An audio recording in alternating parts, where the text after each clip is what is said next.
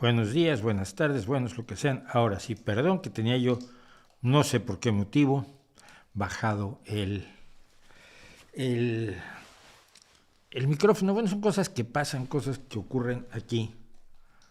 Ah, ¿Está oscuro esto?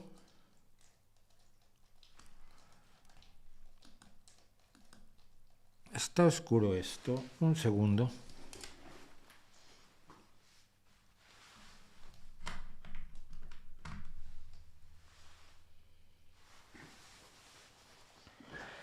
Pues vaya desastre, buenos días, buenas tardes, buenas noches, buenas madrugadas, que no tenía yo ni audio, ni tenía vídeo, ni tenía nada. Estaba yo en la oscuridad. Pero para algunas personas es mejor así. Este streaming sin audio, sin imagen. Permítanme un segundo. Llené en exceso mi, mi taza. Digo que muchas personas preferirían este streaming así, sin voz, sin imagen, sin un cuadro negro, y estarían más contentos conmigo, porque luego no estoy muy contenta a muchísimas personas.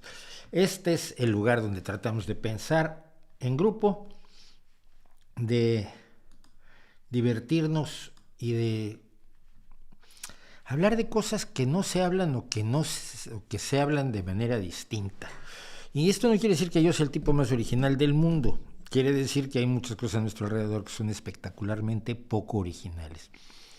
Es decir, como en tantas otras cosas que hemos mencionado, repetir lo que la gente quiere oír, pues es muy buen negocio. Entonces, si la gente quiere oír algo y tú lo pones en el programa de la mañana, luego lo pones en el de la tarde, en el informativo de mediodía, luego durante el programa de variedades o de concursos repites lo que a la gente le quiere oír, y en la noche tienes un programa de entrevistas donde repites lo que a la gente quiere oír, y te llenas de éxito, de triunfos y de cariño del populacho. En cambio, con lo que hacemos aquí, pues va a seguir habiendo gente que diga, yo no entiendo por qué no hay más gente que vea este canal, pues porque les caigo gordo. No yo, aparte yo, pero porque les cae mal que se hable de cosas que preferirían que no se hablaran o que se hable de ellas de cierta manera. Y de dos o tres de esas cosas vamos a hablar el día de hoy. Por cierto, sí, dice Eduardo Irigoyen que le molesta que se hable más de la canción de Shakira que de la muerte de Jeff Beck. Fíjate, incluso a mí Jeff Beck a veces me pareció un poquito demasiado pasado al jazz, ¿no? Pero eh, yo lo que digo es que es un maravilloso ser Shakira, ¿no? Te deja tu pareja y entonces puedes convertirlo en millones y millones de euros. Eso es maravilloso. Yo cuando me separé de mi primera pareja, pues, tenía yo un departamento de basura, la gente me miraba mal, era una situación bien, pero en cambio si eres Shakira, uy, todas tus tragedias vitales las puedes convertir en dinero, es lo que hace también el príncipe Harry. Soy miembro de una de las casas reales más poderosas que quedan en el mundo, porque, como ya hemos comentado, en Europa las casas reales carecen totalmente ya de poder. Soy miembro de una casa real poderosa, soy ultramillonario, no tengo que trabajar en mi miserable vida. Eh, Estoy casado con la mujer a la que quiero, por lo menos eso parece. En fin, tengo la vida resuelta y ahora voy a escribir un libro contándoles cuánto sufro. Es bien genial eso, bro. Claro, yo he sufrido, les puedo asegurar que he sufrido bastante más que Harry, pero si yo escribo un libro contándote cuánto he sufrido, no lo lee ni mi familia, vaya. Entonces, pues a mí no me da tanta preocupación. Eh, Estaba molesto Wrestling porque preguntó y no le contesté, pero es que no lo sé. Me pregunta si creo que este puede ser un año de pandemia y confinamiento en Europa como está pasando en China. Pues es que el problema es que en China lo que se hizo fue acabar con el confinamiento. Ni las vacunas eran tan buenas como decían, ni tanta gente estaba tan vacunada como decían. Y lo que están haciendo es dejar que la pandemia corra. La cepa que está amenazando en este momento al mundo, digamos al mundo no chino, es la que se está generando, desarrollándose desde el noreste de los Estados Unidos y que tiene preocupados a muchos expertos en salud. Es una cepa distinta, no sabemos si las vacunas que ya tenemos son efectivas contra esta cepa o no, pero es difícil que volvamos al confinamiento. Es probable que volvamos a tener ciertas precauciones, pero ya no es necesario un confinamiento, sobre todo ahora que tenemos los mecanismos. Ya que tienes la base de la vacuna, puedes adaptar la vacuna a nuevas cepas con una gran rapidez. Yo lo he comentado, yo traduzco los informes mensuales donde se van haciendo las recomendaciones basadas en los estudios recientes de cada una de las vacunas. Es decir, no se lanzaron las vacunas y ya la gente está en su casa viendo series, como hace mucha gente. No, se siguen estudiando las interacciones de las vacunas, cuáles son los mejores refuerzos, se están sacando nuevas vacunas de acuerdo a las nuevas cepas, etcétera. Entonces eso hace enormemente difícil que se pueda repetir algo como lo que pasó en 2020 cuando nos sorprendimos totalmente. A ver, yo tengo tweets míos diciendo, no hagan escándalo, a ver, hay un problema en China, pero ya pasó una vez con la gripe aviar, no creo que haya por qué alarmarse, y yo no creía, como muchas personas, no creíamos que debíamos de alarmarnos, hasta que fue el momento de alarmarnos, pero eso no se puede prever. ¿Vale? Vale, bueno. Cosas, por supuesto, les tengo que pedir, como siempre, su apoyo, que pueden hacer en Patreon, en PayPal, los enlaces están en la descripción del video, y necesitamos cada vez más su apoyo, porque hay cosas que queremos hacer y hay cosas que queremos seguir haciendo, y yo quiero comprar más tiempo para esto, porque a la gente parece gustar, y mira, necesito más apoyo de los Patreons, porque difícilmente voy a conseguir esto. Voy a conseguir el apoyo que necesito multiplicando por 20 los suscriptores que tenemos, por lo mismo que ya dije. Mira, con el vídeo de ayer me pasaba, ayer lo veía, de poderes paranormales en la guerra.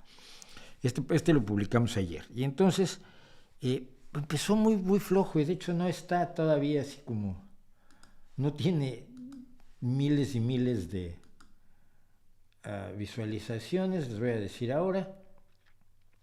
Tiene 6.800 visualizaciones. 6.800 las puede juntar cualquiera de los segmentos de este streaming cuando luego los parto en pedacitos.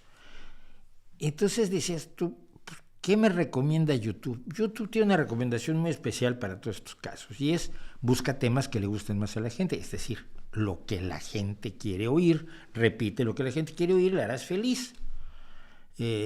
Si haces cosas que no está acostumbrada la gente, pues no vas a tener grandes cantidades de público. Sí es. Yo le preguntaba, mi hijo es baterista, no es baterista, estudia batería. Y el otro día que lo estaba oyendo un reggaetón, le preguntaba yo, como baterista, ¿no te molesta que siempre sea el mismo ritmo?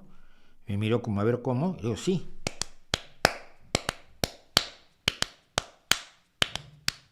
Y todas las bases rítmicas de cientos de canciones que escuchan los chavales es...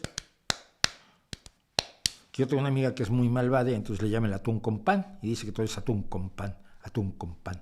Pero es cierto, es una base rítmica que se repite enormemente. Entonces, si yo quiero escribir un reggaetón de éxito mañana, puedo usar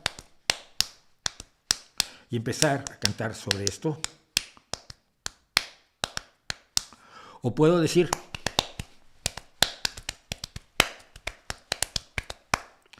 y quizás hacer un cambio de ritmo y luego hacer un trozo en 7 octavos para pasar a 3/4 y hacer una cosa rico, así como si le tocara a Neil Peart de Rush. Y pues no me va a hacer caso nadie.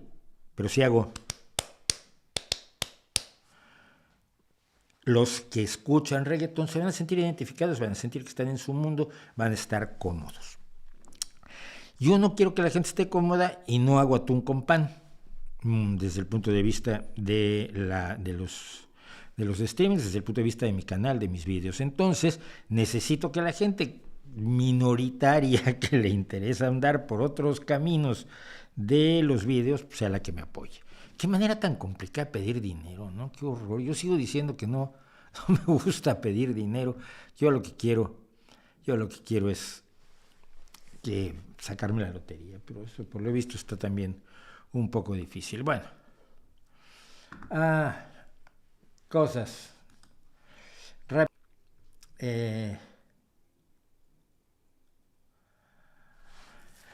dice, feliz año desde San Agustín, Florida. Lo siento que estás en Florida, tienes a DeSantis ahí y a toda la gente rara de Florida, pero bueno, No he leído El problema de los tres cuerpos.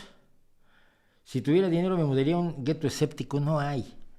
Siempre está uno rodeado de gente que no es. Entonces, pero pues hay que convivir con todo el mundo, ¿no? Hay que convivir con todo el mundo. Desde Colombia, hola. ¿Ve esto algún español? Buenas noches. Sí, hay muchos españoles. Hay gente de todos lados, incluso me ven desde Rusia, pero creo que esos son los amigos de Putin que están viendo qué barbaridades digo yo para luego atacarme. Pero sí, por supuesto, en España tengo como un 30 o 35% de la gente que ve todos los vídeos y demás es de España, que es un porcentaje elevadísimo si consideramos que en España solo somos los que somos pocos millones comparados con los millones de hispanoparlantes que hay en México, Argentina, Colombia, etcétera, etcétera. ¿Cómo explicarle a un peronista que Perón no es de izquierda? No, imposible. A ver, yo he contado que he tenido amigos argentinos, la gente que llegó a México, sobre todo en el exilio, después del golpe de Estado en 1976, me parece que fue, el golpe de Estado de Jorge Rafael Videla en Argentina, que se dedicó, como siempre, a perseguir a cualquier persona que fuera más o menos de izquierda, algunos demócratas simples liberales y otros directamente guerrilleros comunistas. Y tengo amigos que fueron guerrilleros comunistas. Y a uno de ellos un día le pregunté, oye, ¿qué es el peronismo? Y me miró con cara de, ¿tú por qué crees que yo lo sé? Creo que tú lo sabes, porque eres argentino, porque estás políticamente activo, porque perteneciste a una guerrilla peronista. Y dijo, ¿y eso qué? ¿Eso cómo me ayuda a mí a explicar el peronismo? Si no te ayuda a ti, a mí tampoco. Pero el peronismo es una visión que tiene elementos de justicia social, pero sin pisarle los callos a las personas, a los ricos y demás, y no es muy fácil de explicar. Por eso hay un peronismo de derecha y un peronismo de izquierda. Así que no creo que sea posible, pero quizás alguien nos pueda explicar un día qué es el peronismo. Los mexicanos vamos a tener que escoger si votar por candidatos o de Morena o de la alianza PRI-PAN-PRD. ¿Cuál opción crees que es menos mala? Ninguna. Yo no me podría hacer a la idea de votar jamás por el PAN ni por el PRI. Por PRD voté, pero cuando era un partido decente. Y pues no voto por un candidato de Morena. Así fuera Nelson Mandela redivivo. Así que no tengo idea, no te lo voy a resolver. Yo no te lo puedo resolver. Dice que YouTube, si no alcanzas 1 millón de suscriptores, apenas sacas gran cosa. Eso me han comentado. Bueno, no es cierto, se saca algo, se vive algo, se cobra algo. Obviamente no cobro lo que tienen, pero no necesitas el 1 millón de suscriptores, necesitas visualizaciones. Pero si tú tienes 700,000 visualizaciones al mes, y con 700,000 visualizaciones al mes de todos los vídeos, sí, se puede sacar un pequeño sueldo ahí mínimo, pero no es nada. No es cierto que sea necesario tener los millones y tal. Eso es una exageración. Gracias a Byron Argueta por el superchat, gracias a Daniela O por el superchat. Vi su video de gatos del canal Cosas que Sabemos. Aunque no sea un tema polémico, ¿cuál es su opinión de los gatos y el fenómeno gatuno en internet? Mira, los gatos son preciosos cuando son pequeños, luego crecen. Yo no me puedo relacionar con un gato, no tengo la capacidad. Tengo la idea de que esto se debe a que los gatos están domesticados muy posteriormente a los perros. Los perros nos han acompañado más tiempo y además nos han acompañado directamente, es decir, cazando, cuidando al clan, siendo cuidados por nosotros, y el gato se autodomesticó en los graneros, ¿no? Porque así como los graneros de Egipto para las ratas y ratones eran un buffet libre, pues para los gatos eran un buffet libre de ratones. Mira, hay un montón de ratas y ratones reunidos ahí en el granero, y el gato se autodomesticó en cierta medida al perseguir a los ratones, pero no los perseguía junto con el ser humano, no es el mismo que la cacería. Y el ser humano y el perro, o el lobo en sus orígenes, son animales que cazan por agotamiento, porque no tienes las garras del león, ni tienes la velocidad del guepardo. Entonces, ¿cómo cazaba el ser humano? Pues perseguías a una presa hasta que la reventabas. Por eso somos buenos en maratón y no tan eficaces en un sprint.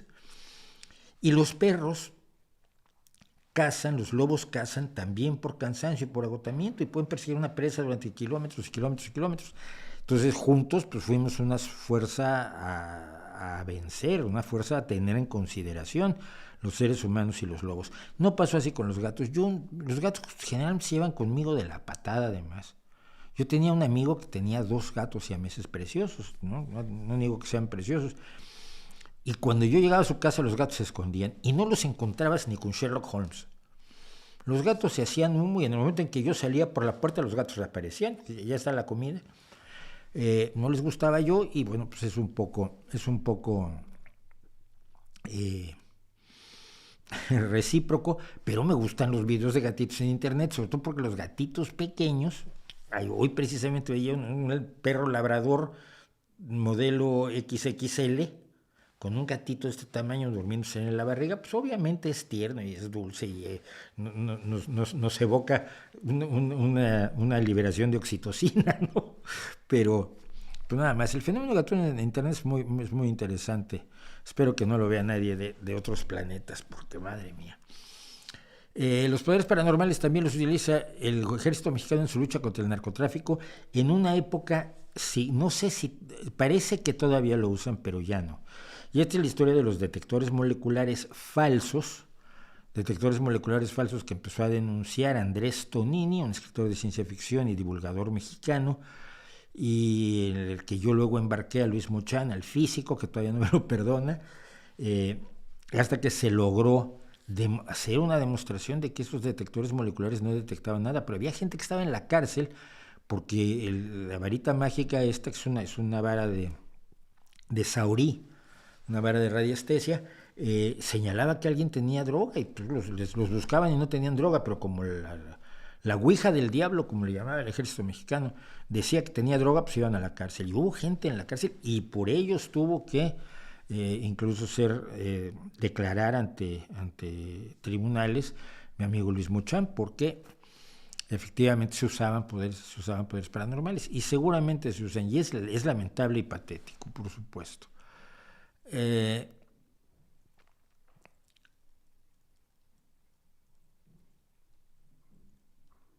Gracias a Byron Argueta. Dice Chipetotec Tartesos, vaya un nombrecito. ¿Por qué no te pones Pepe Pérez, que seguramente es tu nombre, ¿no? Es más bonito. ¿Qué opinas del activismo del templo de Satán de Lucien Graves? Mira, me parece divertido por su elemento de shock. Porque pone de nervios a los promotores, a los fanáticos religiosos. Sobre todo cuando él esperas que el satanismo sea satánico y el satanismo de Lucien Graves pues no es satánico, es de buenas personas y de amiguitos y de ciencia, tecnología y de jugar a la gallinita ciega. No es ni siquiera como el satanismo anterior, la iglesia satánica, la de LaVey, que sí, bueno, al menos tenía ahí elementos sexuales muy importantes, porque fundamentalmente fue una iglesia que se hizo para poder tener relaciones sexuales con más gente y divertirse más. Pero, pues no sé si realmente tenga una relevancia más allá del valor de shock que tiene. El otro día Lucien Graves me cayó bien porque lo entrevistó un tipo de Fox News, de estos que se sienten listos. En Fox News se da mucho eso de sentirse listo sin serlo. Y Lucien Graves barrió el suelo con él y eso me divirtió muchísimo. Además, como el sujeto tiene problema en un ojo, tiene un ojo tipo David Bowie, entonces además tiene un aspecto desusado, por no decir siniestro. Es un activismo interesante porque trata de enseñar que si vas a meter religión en las escuelas, pues también deberías meter la religión satánica, y allá a los defensores de la libertad religiosa ya no les parece tan bien. Sirve como eso, sirve como la iglesia del monstruo volador de espagueti, una forma de subrayar el absurdo de la religión y una forma de subrayar el absurdo de quienes piden libertad religiosa y demostrar que solo están pidiendo libertad religiosa para ellos, pero no para los demás, que lo que quieren al pedir libertad religiosa es el derecho a indoctrinar, a predicarle a las demás personas, a imponer incluso su religión, de manera absolutamente libre y sin estar constreñidos por ninguna ley civil. Eso es lo que hace la gente que pide libertad religiosa, y fenómenos como el monstruo volador de espagueti o el templo satánico de Graves permiten subrayar el absurdo, pero más allá de eso no dan. Ese es mi punto sobre todo. Es como una llamada de atención interesante, pero de corto recorrido. Quizás, esto es muy importante, quizás me equivoco. Y bueno, para empezar hoy quiero hablar de esto. Cada semana probablemente, o cada 2 semanas, en algún lugar, en algún medio que ustedes seguramente leen, se dice que hay un descubrimiento que probablemente haga necesario reescribir los libros de ciencia, y lo dicen con mucha satisfacción generalmente periodistas que saben de ciencia, lo que yo sé de las reglas del cricket o del croquet, ni del cricket ni del croquet, no sé de ninguno de los dos, y menos de las reglas del curling. Pero cuando leemos esto, en realidad se está reescribiendo los libros de ciencia, es decir, se está teniendo que tomar el conocimiento anterior, tirarlo a la basura y sustituirlo por el nuevo conocimiento. Esto es algo que los filósofos nos repiten continuamente, y es una de las barbaridades que eran la base de la estructura de las revoluciones científicas de Kuhn. La ciencia se renueva constantemente y por lo tanto lo que hoy es verdad, mañana es mentira. Y esto se repite hasta el cansancio. Y no es cierto. Es decir, a partir de que hay ciencia, es decir, a partir de que hay un método científico, a partir del siglo XVI, a partir de Copérnico, Galileo y Vesalio, no hay conocimientos que se hayan tenido que desechar, hay conocimientos que se han ampliado. ¿Newton fue anulado por Einstein? No. Newton hizo una serie de reglas que funcionaban a un nivel del universo, el nivel de mediano tamaño, digamos. Luego se descubrió que en los extremos de lo más grande y de lo más pequeño, esas reglas no se aplicaban, y por lo tanto tuvo que aparecer la relatividad y la cuántica para explicar los fenómenos que estaban fuera del mundo de tamaño medio, pero en el cual son aplicables las leyes de Newton.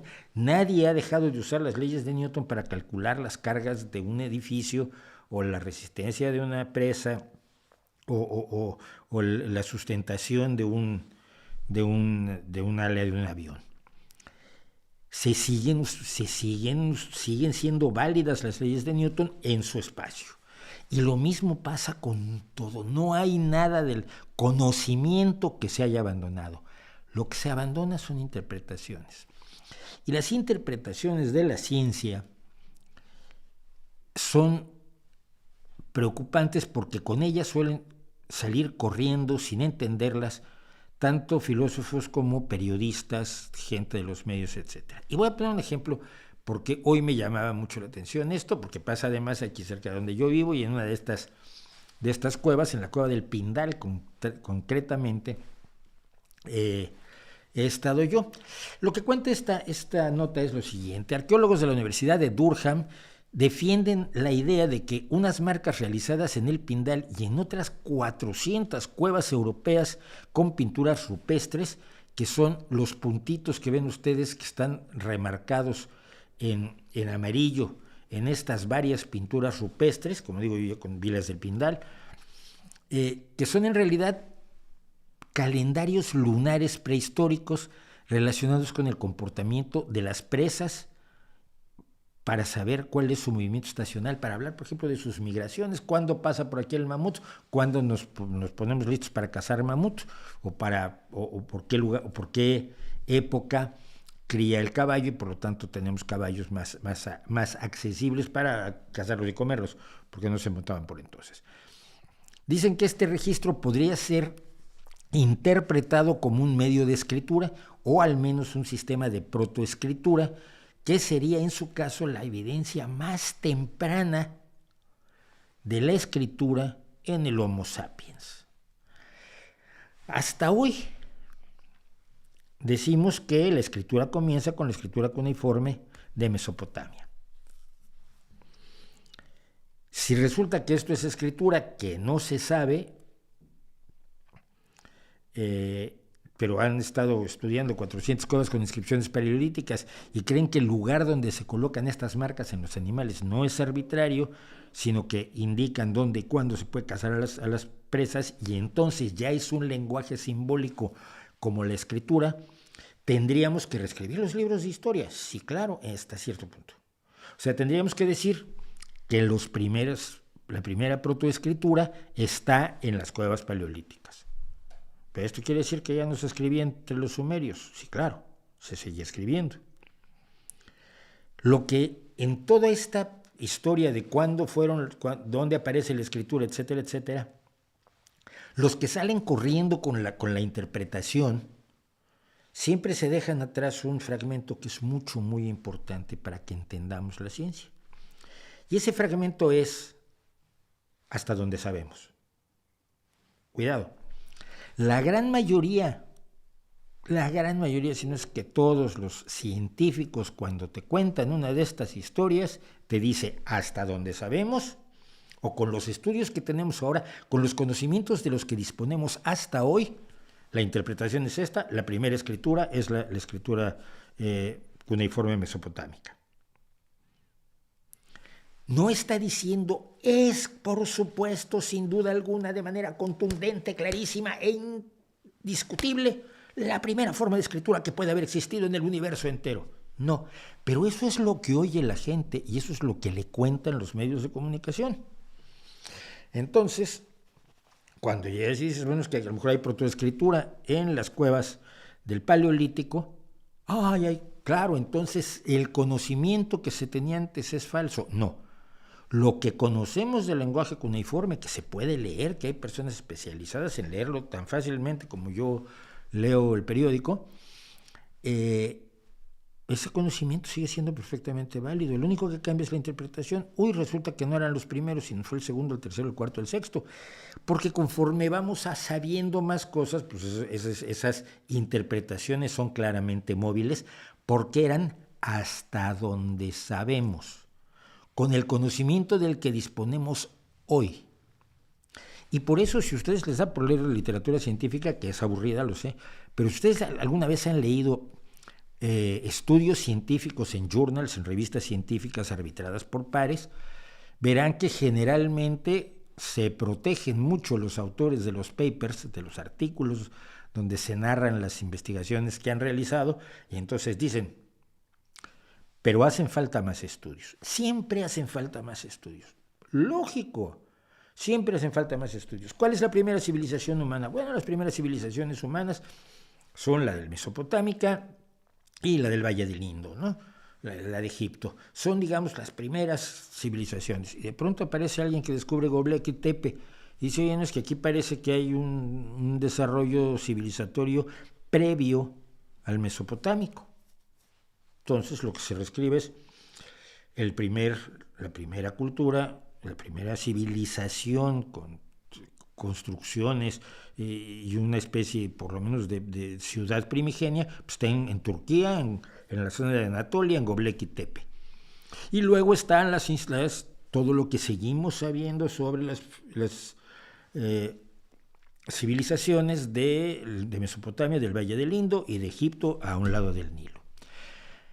No le crean ustedes a los que dicen que hay que reescribir la historia en el sentido de que lo que se sabía antes ya no vale.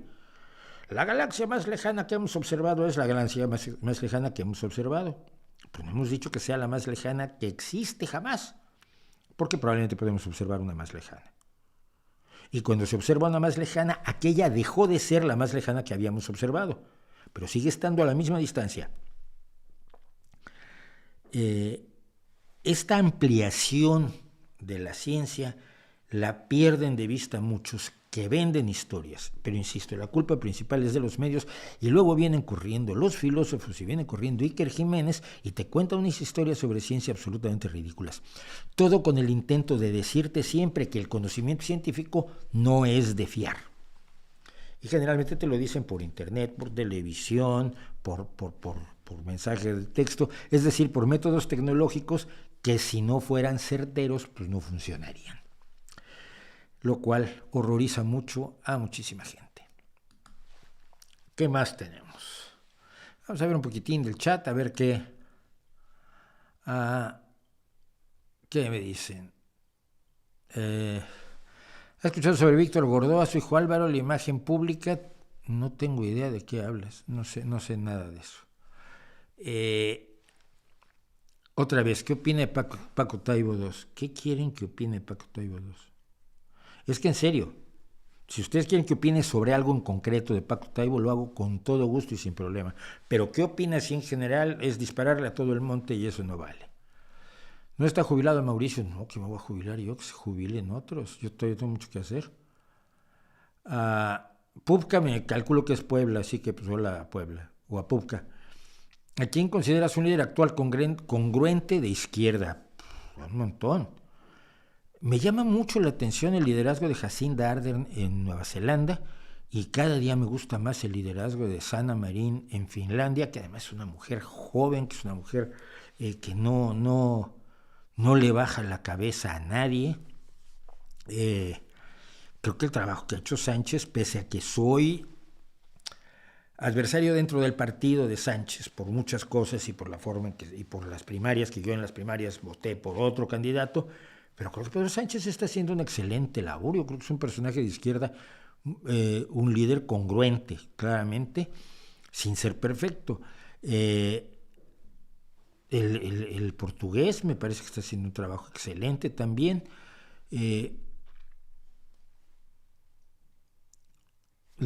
Y estaba yo oyendo presente el otro día algo sobre el primer ministro de Dinamarca. En general, los líderes de izquierda que están gobernando un país socialdemócrata son bastante congruentes, porque están sujetos primero que nada, a una rendición de cuentas enorme, y segundo, porque no tienen las posibilidades de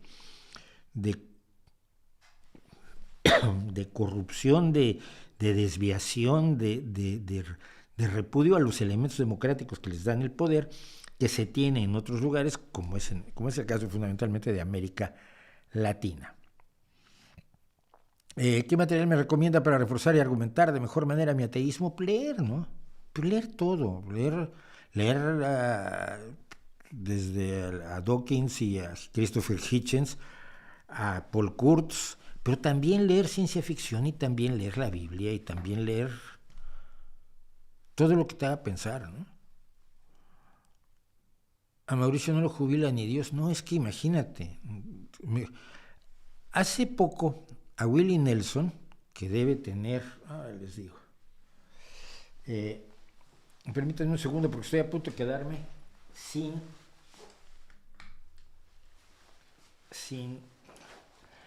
ordenador, se había desconectado la corriente y me dice que se le va a acabar la batería, pues que estaba desconectada la corriente y ya está conectada otra vez. A Willie Nelson, que digo, ahorita les cuento cuántos años tiene todos.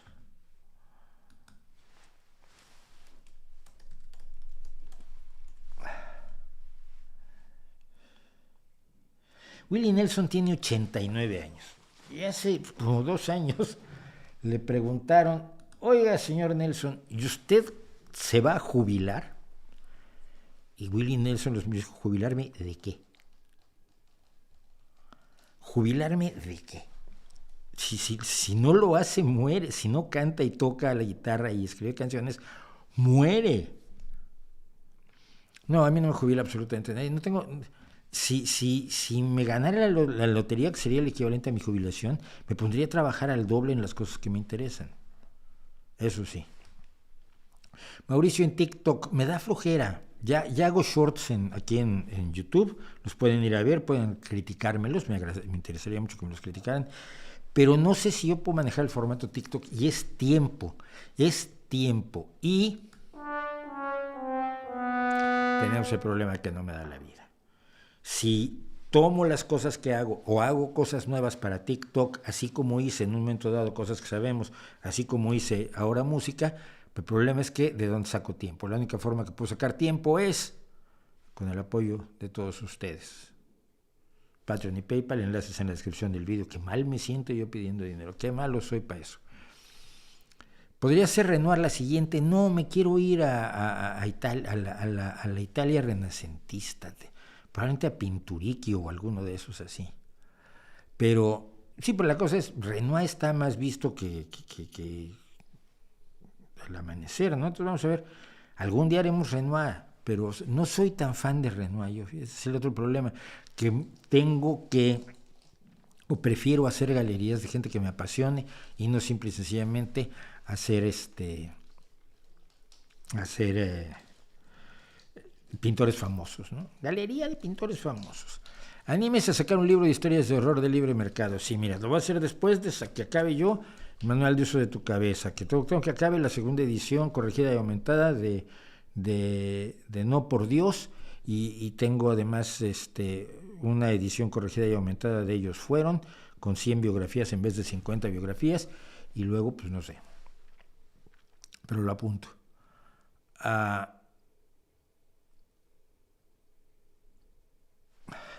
¿Qué opinas sobre la supuesta cultura woke, como por ejemplo Disney, que creyó que haciendo cine con temática progre puede funcionar y resultó todo lo contrario?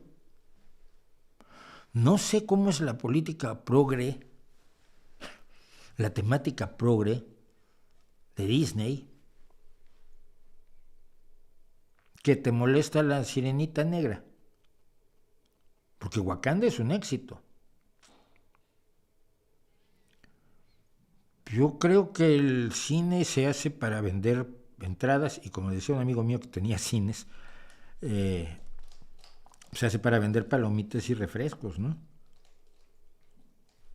Nada más. Esa idea de que cada vez que pones una persona que no te gusta, gay, lesbiana, negra, morena, asiática, gorda, fea, cada vez que la ponen en el cine, ¡ay, están haciendo progres! No. Yo creo que ni es necesario ni es innecesario. Yo creo que se hacen las cosas porque creen que son negocio, y si no son negocio las dejan de hacer. Pero eso de Disney creyó, Disney es una empresa, las empresas no tienen creencias, tienen intereses. Disney no cree, no puede creer. Del mismo modo en que, no sé, este ratón no puede sentir tristeza. En serio. Hay gente a la que me preguntan que no conozco.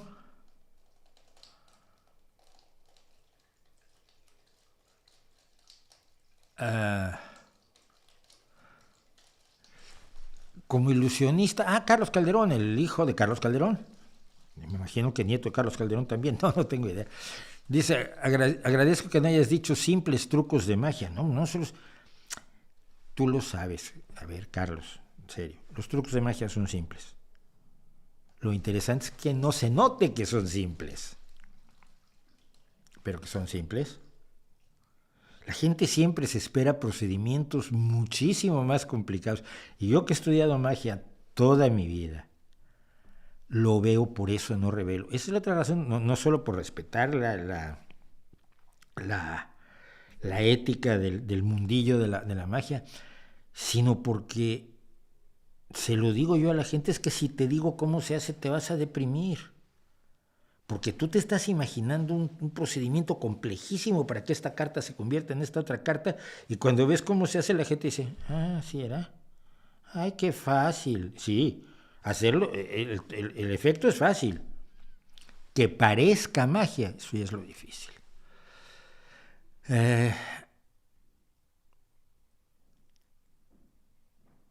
No tengo opinión de Lugo. Gracias a Carolina Infante por su super sticker. ¿Podrías hablarnos del jazz? No. No me gusta el jazz, salvo el jazz de los años 20, 30, el jazz, digamos, de los 60 para acá, y sobre todo cuando caen manos de Miles Davis y esta gente, a mí me deja de decir cosas. Y la razón es muy sencilla. Es un jazz hecho para entendidos. Es un jazz hecho de músicos para músicos. Y es tan interesante como puede serlo para ti, que te gusta leer novelas, sentarte a escucharnos, no sé, a ver, a un grupo de amigos de los que nos reunimos en la Semana Negra, a Gisbert Haefs o a Toño Malpica y a mí, sentarnos a hablar sobre cómo se crean sus personajes y subhistorias.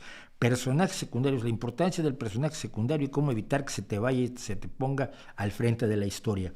Y cuáles son las subhistorias, por qué hay subhistorias que son importantes y por qué hay subhistorias que hay que saber recortar cuando estás creando una novela. Y esto resulta a ti aburridísimo, a nosotros es apasionante. A mí pasa lo mismo cuando expertos en jazz oyen jazz. Ya me déjame el jazz de los años 30 y entonces tengo una sola recomendación para ti. No tengo dos. La primera es Tuba Skinny. Tuba Skinny, grupo que dirige Shay Kon, hija, por cierto, de un famoso jazzista, y nieta, creo, también de un jazzista famoso, que es un octeto, a veces septeto, a veces exeto. No sé si se diga exeto, pero septeto y octeto sí. Pero en su forma genial es un octeto, con un clarinetista, con ella tocando el cornetín, con otro personaje tocando el trombón. Luego tenemos a la cantante, tenemos al trombonista, al que toca el banjo, al que toca la guitarra y al que toca la tabla de lavar. Esa es la formación maravillosa de Tuba Skinny. Y te podría tratar de decir los nombres, pero como se me va a olvidar alguno aparte del de Shay Kon, pues no te lo digo. Vale, la cantante es Erika Lewis. Me cae muy bien porque una de las cantantes de Broken Pitch, el grupo gallego que me cae muy bien, se hace llamar Erika Lewis, no se llama así, pero un día yo le pregunté en Instagram, ¿te llamas así? Dice, no. Le digo, va, porque hay una chica que canta que se llama así, le divertía muchísimo. Pero ese grupo que está rescatando el jazz de los años 20 y 30, de cosas que no hay partituras y que de antiguos discos de 78 revoluciones por minuto están sacando los arreglos y manteniendo viva la llama, es una maravilla. Entonces, discos Tuba Skinny, los puedes comprar en vinilo, los puedes comprar en CD, los puedes comprar en su propia página, en digital, puedes darles propinas a través de Venmo, puedes darles propinas a través de PayPal, porque ellos viven sobre todo de tocar en la calle, en la Royal Street de Nueva Orleans. Es un grupazo de jazz extraordinario. Y otro grupo que es compañero de ellos de algún modo es el que ya se me olvidó el nombre, madre mía. Es un grupo de jazz solo de chicas, donde toca el clarinete mi adorada Chloe Fioranzo. Me parece una persona extraordinaria,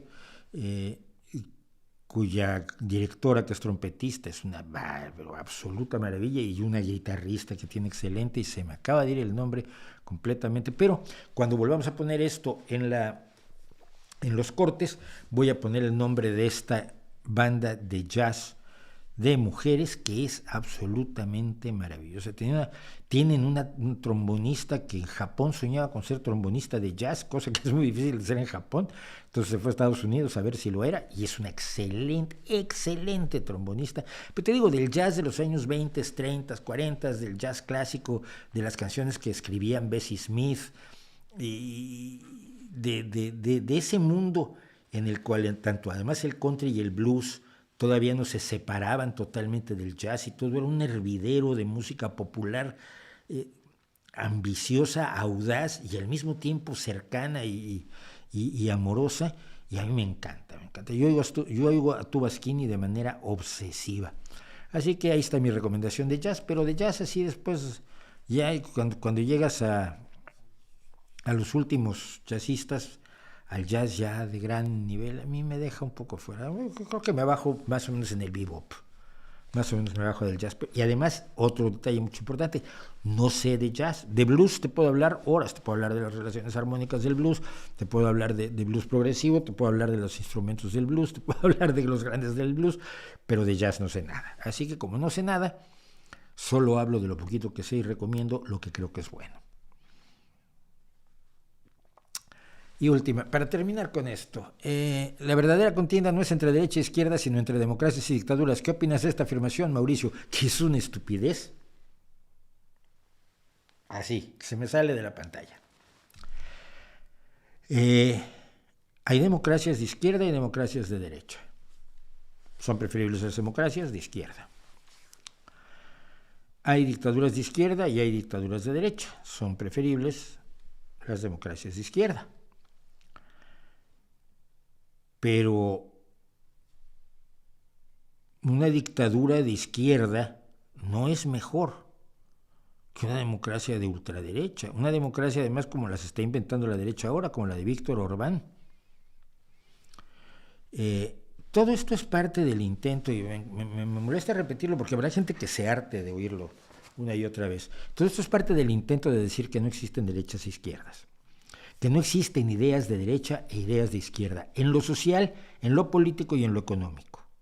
Es una mentira, sí existen y sí marcan diferencias muy claras. Si tú tienes un gobierno, tiene unos ingresos determinados y con esos ingresos se pagan servicios de carácter social. Si eres de derecha, lo primero que piensas es bajar los impuestos y reducir el gasto social. De preferencia, reducirles los impuestos a los más ricos y reducir lo que llaman gasto social, lo llaman gasto, pero no llaman la inversión social, el gasto en pobres, en alimentos para los pobres, en escuelas públicas, en sanidad pública, todas estas cosas que son un desperdicio a ojos de la derecha. Si tú eres de izquierda, probablemente te pongas a pensar que no hay suficientes sistemas de apoyo a los más desfavorecidos de tu país, de tu sociedad, y te pongas a buscar nuevas formas de financiación, fundamentalmente viendo si realmente están pagando justamente sus impuestos las personas que más ganan, las corporaciones y los individuos más acaudalados, que a lo largo, sobre todo de buena parte del siglo XX, han llevado a cabo una densa lucha para pagar menos impuestos. Fuera de 2 o 3 personas raras como Stephen King y Bill Gates, que dicen cóbrenme más impuestos, con lo que tengo yo no me duele nada, la mayoría de quienes tienen fortunas han luchado porque les bajen los impuestos, y cuando han tenido gobiernos de derecha les bajan los impuestos. Simple y sencillamente con esa visión de cómo se maneja el tesoro colectivo de una sociedad, tienes una visión de derecha y una visión de izquierda. Si niegas que existe la derecha y la izquierda, en el 99% de los casos eres de derecha, y en el 1% de los casos eres Pablo Iglesias tratando de engañar a la gente. Él también dijo lo mismo.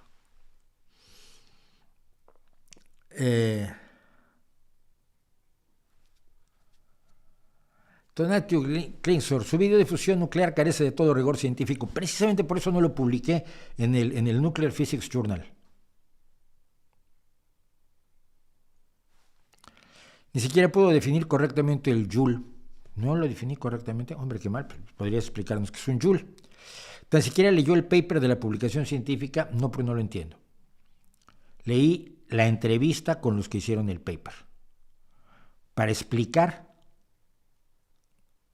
la situación de la manera más clara posible, pero carece de todo rigor científico. Da igual en este caso porque es divulgación científica. La pregunta es si dije la verdad o no dije la verdad. Si lo que dije se corresponde con los hechos y con los datos contenidos en el paper o no. La respuesta es que sí se corresponde, porque además lo he cotejado en otras ocasiones varias. Entonces bájale bastante. Rodolfo Villalobos, gracias por el super chat. Y vamos a otro de los temas que teníamos hoy pendientes, porque tenemos muchísimos. Y hablando de izquierda y derecha, esto. Hungría y las universidades públicas. Bueno, está pasando algo verdaderamente preocupante en Hungría. Hungría, como ustedes saben, es una democracia formalmente y pertenece a la Unión Europea, por lo menos de momento, a ver cuánto tiempo dura, que lleva tiempo dominada por Víctor Orbán y su partido Fidesz, que son de la derecha banoniana. ¿Qué quiere decir la derecha banoniana? Defienden el autoritarismo, defienden una democracia que no tenga los valores liberales. Lo que ellos llaman valores liberales no es el libre mercado, que se les parece muy bien, o las empresas, no. Valores liberales llaman a los derechos humanos, a las libertades individuales, al derecho a cambiar de gobierno, a una justicia que tenga todas las garantías necesarias para los procesados. Esas cosas no les gustan. Les gusta un señor que mande y todo el mundo obedece. En este caso, Víctor Orbán.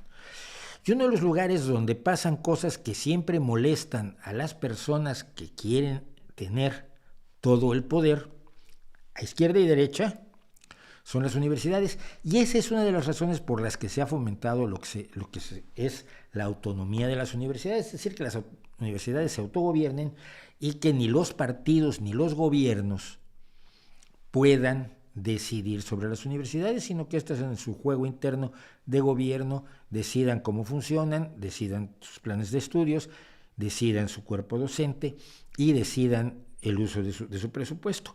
Eso permite que en universidades muy de izquierda, como se considera la Universidad Nacional Autónoma de México, haya profesores muy de derecha. Y que en universidades muy de derecha, y pondría por ejemplo el Instituto Tecnológico Autónomo de México, el ITAM, haya profesores muy de izquierda. Es parte de la autonomía universitaria que no les gusta a muchos, y al que no le gusta mucho es al señor Víctor Orbán. Entonces, Víctor Orbán en los últimos tiempos ha transferido la propiedad de una veintena de universidades y centros de enseñanza superior del Estado a fundaciones privadas. Este es un truco muy bueno. En vez de trasladárselas al Estado, con lo cual el Estado se vuelve vulnerable al ser el que decide qué pasa en las universidades, o de transferírselas a empresas que en un momento pueden quebrar, se las ha pasado a ciertas fundaciones inventadas solo para esto, donde se sientan ministros, altos cargos y personas afines al partido y al gobierno de Víctor Orbán. Quedan 5 universidades públicas solamente en Hungría, y esto es alarmante. La propiedad ya no es del Estado, pero ya no son autónomas. La fuente de financiación sigue siendo el Estado, pero ahora financia lo que les ordena a las fundaciones. Esto nos dicen comenzó en 2019 con el traspaso de la propiedad de la Universidad Corvinus de Budapest, que era del Estado, a una fundación, y el impulso definitivo lo tomaron estas acciones en abril de 2021, cuando el cambio de modelo de titularidad de las universidades públicas a fundaciones privadas de gestión de activos de interés público, fundaciones privadas de gestión de activos de interés público, que debería llevarlo el Estado, se convirtió en ley.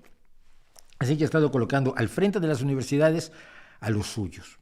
Pero los puestos en esas universidades y en esas fundaciones son vitalicios, y ellos tienen el poder de nombrar a sus sucesores. Es como la RAE, pero a lo bestia. Los patronatos gestionan el patrimonio de las universidades, como 50 activos inmobiliarios y casi 10 millones de participaciones en una farmacéutica de la Universidad de Medicina y Ciencias de la Salud, Semmelweis. Esta universidad, Semmelweis, es una de las principales universidades de Hungría, y de ahí han salido premios Nobel y grandes descubrimientos que generan patentes cuyos ingresos ahora tienen las fundaciones, ya no las universidades. Algunas organizaciones que investigan la corrupción denuncian que el partido en el poder, Fidesz de Víctor Orbán, se ha garantizado con esta fórmula el control de esos activos, incluso si pierde las elecciones. Uno de los objetivos de la derecha bannoniana, y lo digo por Steve Bannon, el principal ideólogo del neonazismo, es que si pierden las elecciones, no las pierden. Primero intentó, por supuesto, en Estados Unidos impedir que el voto para Joe Biden se convirtiera en un gobierno efectivo. Se intentó impedir el traslado pacífico del poder. Luego, en la reunión que el CEPAC tuvo en México, ya advirtió Bannon cómo había que hacer para que en Brasil no se respetara la decisión democrática de la gente. Y en el caso de Hungría, pues lo que se está haciendo es que si perdiera las elecciones Fidesz, que es muy difícil porque se han establecido los mecanismos necesarios para que quien controla las elecciones sea Fidesz y Víctor Orbán, pero si llegaran a perder las elecciones, pues las universidades seguirían en manos de las fundaciones de ultraderecha de Víctor Orbán. La Comisión Europea, que propuso congelar 7.500 millones de euros a Hungría por la corrupción y el deterioro del Estado de Derecho, esto fue el 30 de noviembre apenas, ha mostrado su preocupación por este tipo de fundaciones, por el riesgo de corrupción que entraña que diputados y altos cargos del gobierno que no responden a normas de conflictos de intereses gestionen grandes cantidades de dinero público sobre los que el Estado pierde el control directo. Después de la cruzada de Orbán en 2017 para expulsar del país a la Universidad Centroeuropea porque tiene dinero de George Soros, y de desmantelar la Academia Húngara de Ciencias en 2019, pues lo que más temen muchos académicos es que el cambio de modelo acabe con la libertad académica en Hungría. Y sí, hay una universidad que tiene financiamiento de George Soros, hay muchas cosas que tienen financiamiento de George Soros y esto escandaliza a muchísimas personas, mismas personas que no se escandalizan cuando las cosas son financiadas por Steve Bannon, por la familia de dueños de Walmart, por toda la gente de la que ya hemos comentado aquí, que financia muchísimas cosas, financia la antidemocracia, financia el neonazismo, pero no son George Soros, entonces no hay problema.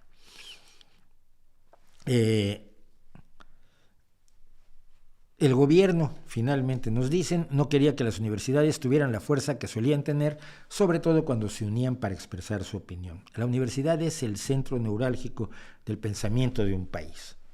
Y cuando tú te apoderas de eso, que Hitler también lo hizo, por supuesto lo han hecho todos los tiranos, terminas con la posibilidad del pensamiento libre.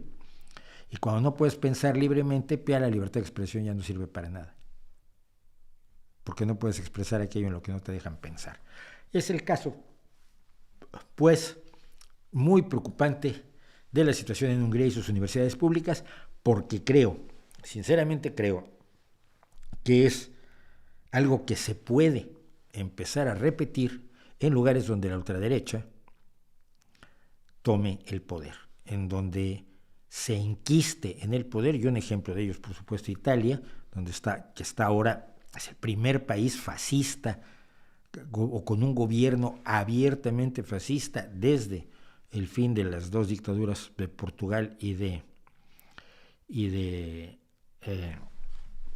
España. Me quedé como pegado, pero no es que estaba yo pensando si la Junta de los Coroneles de Grecia se podía considerar un gobierno fascista en el mismo sentido estricto. Pero lugares como Italia y lugares donde la derecha está tratando de impulsarse enormemente, pueden imponer este tipo de mecanismos que son otros mecanismos para controlar a la sociedad e impedir que ejerza las libertades democráticas y la toma de decisiones, porque una de las claves del fascismo, no lo olvidemos, no es decirle fascista a todo el que te cae mal o el que piensa distinto que tú. Una de las claves del fascismo es que las decisiones las debe tomar una sola persona y todos los demás. El pueblo está para obedecer al tirano. Es lo que decía Mussolini, es lo que decía Hitler y es lo que dice Alexander Dugin, cuyo vídeo pueden ustedes ver aquí en este canal, donde traté de desentrañar el pensamiento de Alexander Dugin. Así que hay que tener miedo a estas cosas. Nosotros vamos a una corte como siempre hacemos y volvemos.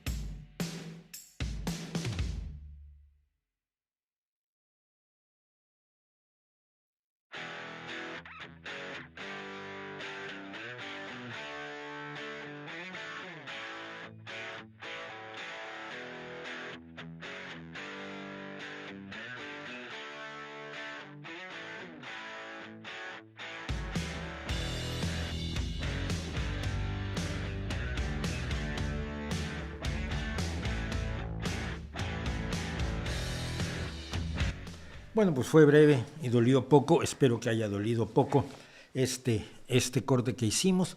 Gracias a Música con Norbert, que dice que acaba de leer No por Dios, buenísimo. Te vamos a hacer una segunda edición, corregida y aumentada, para algún momento hacerlos para este año. Y dice Hombre Gamba, dice, ¿has pensado en convertir a podcast tus vídeos y usar plataformas como Audible, etcétera? Sí, claro, lo he pensado en muchísimas ocasiones. ¿A qué hora lo hago? O sea, hay que darle un tratamiento al audio, hay que reeditar de alguna manera, no del todo, pero sí hay que dedicarle un tiempo, y luego hay que dedicarle tiempo a subirlo, hacer el seguimiento, hacer la administración, todo eso. Yo con YouTube apenas puedo. Este maravilloso streaming que están ustedes viendo sale en Twitch desde hace más de un año. Lo ven 3 personas. No sé cómo promoverlo en Twitch. Sale en Twitch porque, bueno, tengo un programa que automáticamente lo manda también en Twitch. Los cortos que hago para YouTube, sí, también debería estarlos poniendo en Instagram, y también podría usarlos como TikTok, y también podrían estar en Facebook. Pero,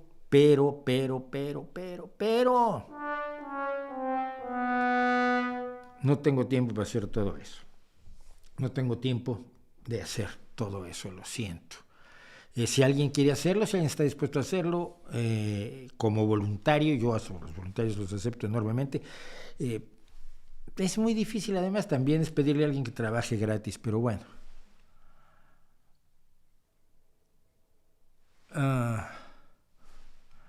A ver, voy a saltar cosas.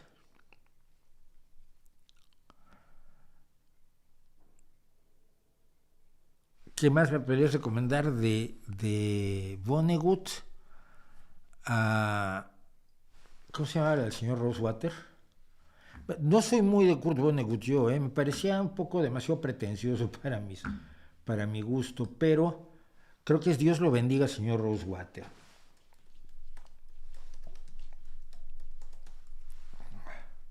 Sí, Dios lo bendiga, señor Rosewater, es una buena novela de lo poco que he leído de Kurt Vonnegut. Saludos desde Holanda. ¡Oh! Saludos. Tengo pendiente una visita al Rijksmuseum, porque solo la única vez que estuve en Holanda solo pude ir al Museo Van Gogh, pero... Aquí me preguntan esto, ¿qué opina? Vamos a empezar por aquí. ¿Qué opina del nativoamericano, entre comillas, que prescinde de las especies y especies asiáticas o europeas y solo cocina con puras cosas nativoamericanas? La respuesta... Ahora, es lo que yo llamo wokismo absurdo en la mesa. Y esto es un asunto que se refiere a un sujeto que se hace llamar Son Sherman. Vamos a verlo aquí. Pero como ustedes ven, el señor pues es indígena, suboglala de toda la vida. Y su misión es descolonizar la gastronomía. Esto es interesantísimo.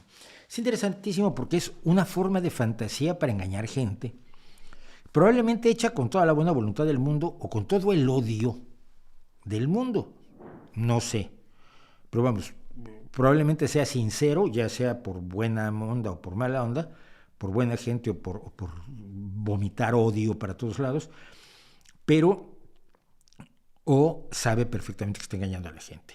Él tiene una empresa, tiene un montón de restaurantes, es millonario, y dice que en el menú de Owamni no hay rastro de harina de trigo, lácteos, azúcar de caña, ni siquiera de carne de res, cerdo o pollo, le cuenta a BBC Mundo.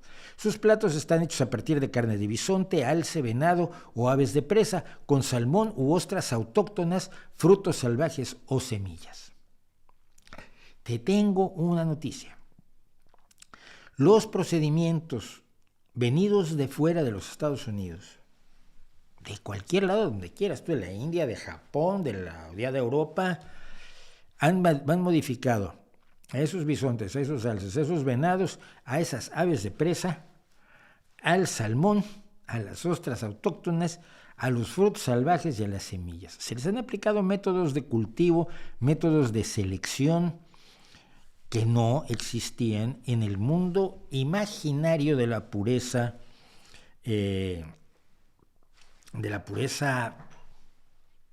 cultural, digámoslo así, para no meternos en líos, que tú crees que estás defendiendo. Él es miembro de la tribu Oglala Lakota Oyate, parte de la gran nación Sioux. Sioux, que por cierto es un nombre francés, son los que escriben Sioux y se pronuncia Sioux porque se pronuncia en francés. Efectivamente, sus nombres son Oglala Lakota Oyate. Pero hay pasando de la burla, hay una parte que sí me parece importante su preocupación. Dice que en la reserva india, porque el problema que tienen Estados Unidos es que los indios, los descendientes de los indios, por mezclados y mestizados que estén, que lo están muchos de ellos, pues la base de la comida muchas veces es la que les sigue dando el gobierno de Estados Unidos. Y él cuenta que esa era comida enlatada, leche en polvo, queso amarillo, cereales secos y grasa vegetal que proporcionaba un programa gubernamental. Es un programa gubernamental importantísimo porque es de los que alimenta gente que de otra manera se moriría de hambre. Sí, en Estados Unidos, en el país más rico del mundo, la gente se puede morir de hambre si no tiene el apoyo del maldito Estado. Pero esa alimentación pues, no es la ideal. No es una alimentación ideal y es la que se le da a todas las personas pobres, principalmente a la gran cantidad de pobres que sigue habiendo en las reservaciones indias, que son un anacronismo, que es una barbaridad social y que es muy difícil salir de esa situación. Sin embargo, porque ¿qué haces? ¿Vender las tierras? Pues tampoco. Dejar que provocar el mestizaje cultural sexual por la fuerza, pues tampoco. Es una cosa que está ahí en una especie de burbuja temporal muy preocupante, porque afecta a millones de personas. Él se fue de la reserva india, estudió en una universidad estatal, empezó a trabajar como chef y se familiarizó con la gastronomía italiana, francesa, española, a reducir caldos y amasar pastas. Y dice, fue revelador darme cuenta que podía nombrar 100 recetas europeas, pero apenas podía pensar en 10 recetas Lakota. Y yo creo que eso es relevante. Grandes descubrimientos gastronómicos se han hecho también entrando en cocinas no habituales para aquel que las experimenta, obviamente para el que está viviendo, para el que está haciendo la receta, que dices tú, mira qué buena idea, para él es habitual, pero no inhabitual para los chefs que luego las llevan a sus grandes cocinas. Pero aquí me deja enloquecido. Dice, tras ver cómo los huicholes se aferraban a gran parte de su cultura a través del arte y la comida, y se refiere a los huicholes en México, me di cuenta que sabía poco o nada de mi propia herencia alimentaria. Pues que tu herencia alimentaria no es solo la de los Oglala Lakota, como la de los huicholes no es la que tú crees. Porque los huicholes comen muchísimas cosas que no son étnicamente puras. Rescatar las recetas de tu abuela me parece muy bien, pero excluir las recetas de otros me parece muy mal. Mira, si tú quisieras hacer la gastronomía española solamente con elementos autóctonos españoles, pues no sé cómo lo harías. Porque el trigo no es autóctono español, el maíz tampoco, el aceite de oliva no, ese viene del norte de África o de los países árabes. Pues tienes el huevo, la gallina es de origen asiático. Espera. Tienes la papa o patata, que viene de América, de Perú, pero todo le echas un poco de tomate, que se apareció creo que en México. Y unos churros con chocolate, el chocolate viene de México, ¿no? Una tortilla de patata. La cebolla será originaria de España. Probablemente puedas hacer cebollas rellenas de conejo, cebollas de las autóctonas rellenas de conejo. Todo país, toda cultura, toda forma de la cultura musical, gastronómica, literaria, de indumentaria, de plástica, de todo tipo, ha estado influida por todas las demás culturas a su alrededor. Saca lo no autóctono de Italia y de entrada te cargas la pasta y la pizza, ya. Que el trigo se domestica en el creciente fértil, en Mesopotamia. Es ajeno a todo el resto del mundo. Si tú fueras estricto, el trigo solo se comería en Irán, en Irak, perdón, y en los países que hoy ocupan la zona de lo que fue el creciente fértil de Mesopotamia, y quizás hasta hablábamos de Anatolia en Turquía. Ese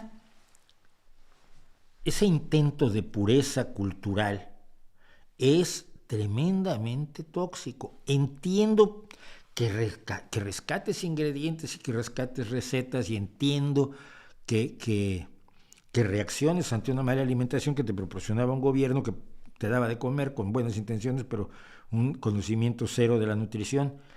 Pero de ahí a rechazar todo lo demás como un acto de pureza cultural o étnica, me parece de locos, y me parece muy de locos en un tipo que utiliza camisetas de algodón con serigrafía. Es pose y no es necesaria, hombre. Uno puede defender las partes de la cultura tradicional o ancestral de cualquier planeta, de cualquier país, de cualquier sociedad, de cualquier organización social, de cualquier etnia, de cualquier tribu. Puede uno defenderla y rescatarla sin plantearlo todo como la guerra mundial, que es una de las formas más repugnantes de consideración social que nos ha impuesto la política de identidades. Lo que opino es que esa nueva cocina nativa no es más que pose y no es más que una forma de confrontar en vez de sumar, de dividir y alejar en vez de unir y acercar. Dame comida de Indonesia y añádele cosas del resto del mundo, y hagamos cocina fusión, y hagamos literatura fusión, y hagamos pintura fusión, y Van Gogh hace lo que hace gracias a los grabados japoneses que empieza a coleccionar, y todo es una sola cultura, una sola gastronomía, una sola pintura, una sola literatura, la literatura humana, en todas sus expresiones, y vamos a celebrarlas y a disfrutarlas todas y enriquecernos sumando, en vez de arrancarnos cosas porque creemos que nos sobran, y menos con esa carita. O eso creo yo. ¿Para qué me meten? ¿Para qué me preguntan? Mauricio, ¿qué opinas de que la CIA está implicada en el tráfico de drogas? ¿Crees que tiene fundamento? ¿Es pura conspiranoia? Es pura conspiranoia. La CIA estuvo implicada en el tráfico de drogas en la lucha contra la revolución nicaragüense, en contra del sandinismo, cuando fue el programa brutal de tráfico también de armas y de Irán, a cargo del delirante Ronald Reagan, pero es algo que ocurrió en los años 70, 80, 90. Pero no es algo que se haga porque actualmente la supervisión y las leyes han cambiado, como he dicho, respecto a tantas cosas más. ¿Usted está afiliado a algún partido político? Sí, claro que sí, estoy afiliado desde hace unos 15 años ya, o 16, al Partido Socialista Obrero Español, y milito activamente. Dentro de todo lo que puedo, doy cursos de historia del Partido Socialista a los militantes de nuevo ingreso, y hago todo lo que puedo para apoyar el triunfo de la socialdemocracia en mi municipio, en mi comunidad de vecinos, en mi comunidad autónoma y por supuesto a nivel nacional e internacional. ¿Crees que es posible que las petromonarquías transiten a democracias? Sí, yo creo que sí, en cuanto se les acabe el petróleo, en cuanto se les acabe el negocio. Antes no lo creo.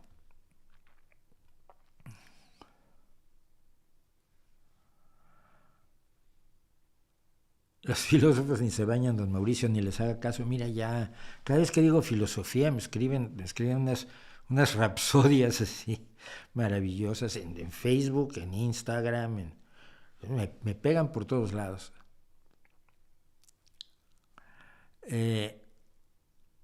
Las leyes de Newton son un caso especial de la relatividad, así es.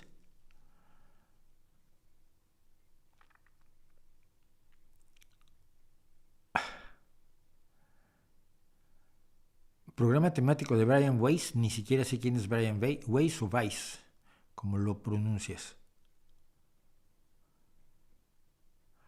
¿Crees que el Ministerio de Igualdad tomará responsabilidades por rebajar penas a violadores y hasta dejarlos en la calle, teniendo en cuenta que muchos reinciden? No, porque el pacto de gobierno que se hizo le da libertad al Ministerio de Igualdad para actuar de manera casi autónoma. Así pasa en los gobiernos de coalición en todo el mundo, sobre todo en el mundo parlamentario, que es un mundo distinto de los presidencialismos americanos y por eso se hace difícil de entender. Pero no van a reconocer, no van a asumir ninguna responsabilidad. El Podemos no ha asumido ninguna responsabilidad de ningún tipo desde 2014 cuando se fundó. Son 8 años. En este tiempo el Partido Socialista, por ejemplo, ha asumido responsabilidades de cuestiones que han ocurrido bajo el gobierno de socialistas, que no quiere decir que sean los principios del partido, pero ha asumido responsabilidades, y una de ellas es que cualquier persona acusada de corrupción queda inmediatamente suspendida del partido y se le exige su renuncia. Que esto puede ser a veces muy duro. Yo conozco a un alcalde que ahora es chef, por cierto, tengo que ir a probar sus creaciones, que fue acusado de corrupción y el partido le pidió que renunciara y él dijo que no, que él era inocente y que no renunciaba, y se salió del partido y continuó como independiente. Pero sí, se piden responsabilidades. Podemos no tiene eso, jamás le ha pedido responsabilidades a nadie. A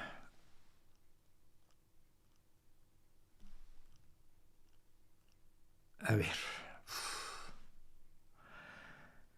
Va a ser que hoy no me va a dar tiempo de hacer todo lo que quiero hacer. Bueno, lo dejo para la semana próxima. Pero dice Trini Martínez algo muy interesante.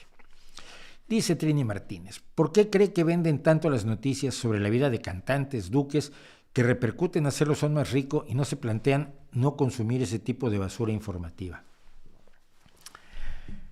Porque los seres humanos nos generamos ideales. Y esto no es... A mí me gusta mucho cuando la gente que pretende simplificarlo todo de una manera absolutamente infantil te dice, esto es culpa del capitalismo, es el consumismo. Porque antes esto no pasaba así, pasaba siempre. Y yo con el caso clásico es la idolatría que había hacia los gladiadores romanos. Los gladiadores romanos, cuando no había jabón, por ejemplo, se lavaban de una manera muy peculiar. Se echaban aceite de oliva, me imagino que no extra virgen de primera prensa, pero se echaban aceite de oliva y se limpiaban con una especie de raspador, no afilado lógicamente, para quitarse el aceite. Los más famosos gladiadores, porque no se mataban todos, en la gran mayoría de los enfrentamientos entre gladiadores, todo el mundo sobrevivía para pelear otra vez, como en el box. Los más famosos reunían ese aceite y luego lo vendían en frasquitos a la entrada del Coliseo o del circo romano en el que estuvieran luchando, porque la gente lo compraba, porque eran ídolos. Eran ídolos como lo puede ser Cristiano Ronaldo o Messi o Mbappé. Nos llama la atención las personas que podemos idealizar por un lado y que nos podemos imaginar que podríamos ser ellos, que deben vivir maravillosamente bien. Luego lees el libro de Harry y dices, no, estos viven peor que yo. Pero la persona que destaca se vuelve representante de las aspiraciones de mucha gente, a niveles ridículos. Cuando tienes a un... Estoy pensando ahora en Casillas. Está Casillas dando consejos de inversiones ahora. Casillas es uno de los mejores porteros que ha dado España, sin duda alguna, y mira que España es tierra de grandes porteros. Estoy pensando en Paco Bullo, por ejemplo. Pero Pero Iker Casillas no sabe nada de inversiones. ¿Pero por qué lo ponen en un anuncio de inversiones? Porque tiene credibilidad, porque fue un gran portero. Bueno, mira tú, nos interesan todas las personas que destacan y resaltan, porque las idealizamos, porque creemos que podemos ser como ellos, porque nos soñamos como ellos, porque a nuestros ojos representan algo mejor que nuestra vida común. No que tengamos una vida mala por ello, ¿eh? Ay, la vida oscura, gris y triste del oficinista que va de 9 a 5, mira qué suerte tiene, que no anda persiguiendo mamuts a riesgo que lo ensarten con un colmillo. Pero no es que triste es mi vida, sino ¿cómo será eso? ¿Cómo será esa vida de ilusión, de maravilla, de abundancia, de reconocimiento, de protocolo, de telas finas y de automóviles que yo solo veo en fotos? Es lo que crea precisamente las aspiraciones. No hay niño que vaya a ser, no hay niño o no hay ningún jugador de fútbol que cuando era niño no admirara a otro. Te sirven como metas. Yo creo que todo esto son elementos que estoy soltando un poco descoordinadamente, un poco en desorden, que explican por qué tenemos esa fascinación por los famosos.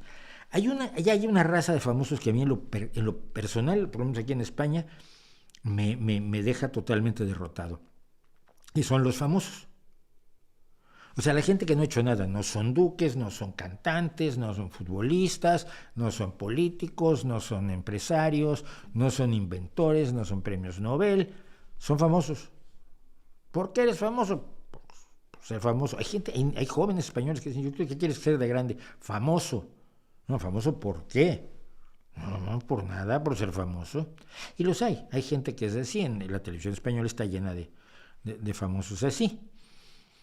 Pero fuera de eso, que no lo entiendo, y que tienen además también un gran seguimiento, creo que fundamentalmente es eso, nuestras ganas de superarnos y ver en otros la imagen de lo que querríamos ser, de lo que podríamos ser, de lo que quizás nos proponemos ser,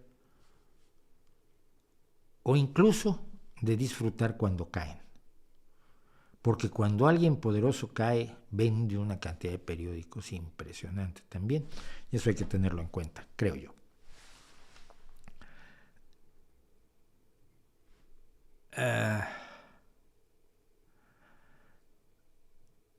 ¿Cuánto más durará Rusia en territorio de Ucrania? No lo sé. ¿Será necesario esperar que los rusos saquen a Putin de escena? Yo creo que sí. Y el otro día vi una entrevista muy interesante porque yo conocí a David Letterman como un presentador de la televisión nocturna, de la televisión clásica nocturna estadounidense, que ahora se copia en todos lados, hasta lo copia uno de los destapados de Podemos, ¿no? Juan Carlos Monedero, que se siente como el conductor de The Tonight Show o algo así, o de Late Night Show con David. Era el Late Night Show con David Letterman. Pero David Letterman era un tipo más bien comediante. Y fue a Kiev a entrevistar a Zelensky y le hizo una entrevista verdaderamente extraordinaria, además de que estuvo recorriendo parte de Ucrania y hablando con la gente, David Letterman. Y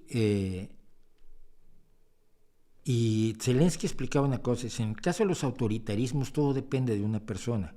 Cuando esa persona falta hay que reorganizar toda la sociedad. Entonces, al faltar Putin, si faltara Putin, si sufriera algún desafortunado accidente, la guerra en Ucrania probablemente pararía.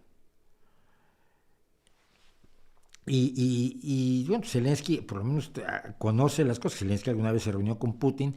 Cuando le preguntaban sobre una guerra nuclear, dice él, a Putin le gusta estar vivo. Por eso usa esas mesas largas para que no le dé COVID. Yo he hablado con él antes de que decidiera atacarlos. Hubo reuniones entre Zelensky y Putin. Si yo he hablado con él, es un hombre al que le gusta estar vivo. No va a lanzar una bomba nuclear porque sabe que el regreso, la reacción va a ser contra él, sobre todo contra él. Sobre todo contra él por algo que quería yo hablar hoy y Pues miren, vamos a ponerlo de una vez. No tienen una idea de por la banderita ucraniana que tuve mucho tiempo aquí, que no sé por qué, no sé dónde está. No sé dónde está, debería tenerla para estos casos. Ya la pondré en la miniatura. Pero la bandera ucraniana que sigo teniendo yo en Twitter y mi apoyo y unos proyectos que tengo sobre los refugiados ucranianos en mi ciudad, han llevado a que sea yo objeto de agresiones verdaderamente brutales. Abandono nazi, por supuesto, etcétera. Y la pregunta que me hice yo, ¿por qué defiendes a Ucrania? Porque ha sido atacada, porque sus civiles están sufriendo, porque hay refugiados, porque hay crímenes de guerra, porque hay una agresión y una invasión absolutamente injustificada. ¿Qué pasaría si fuera al revés? Imaginemos que Rusia no se metiera con nadie durante un tiempo. Últimamente, si sumamos Chechenia, Georgia, Moldavia y Ucrania, más la presencia en la República Democrática del Congo, en la República Centroafricana, y la presencia continuada en Siria, donde ha cometido masacres, por cierto, inolvidables para los sirios, el ejército ruso. Pero pensamos que Rusia deja de hacer guerras unos 5 años.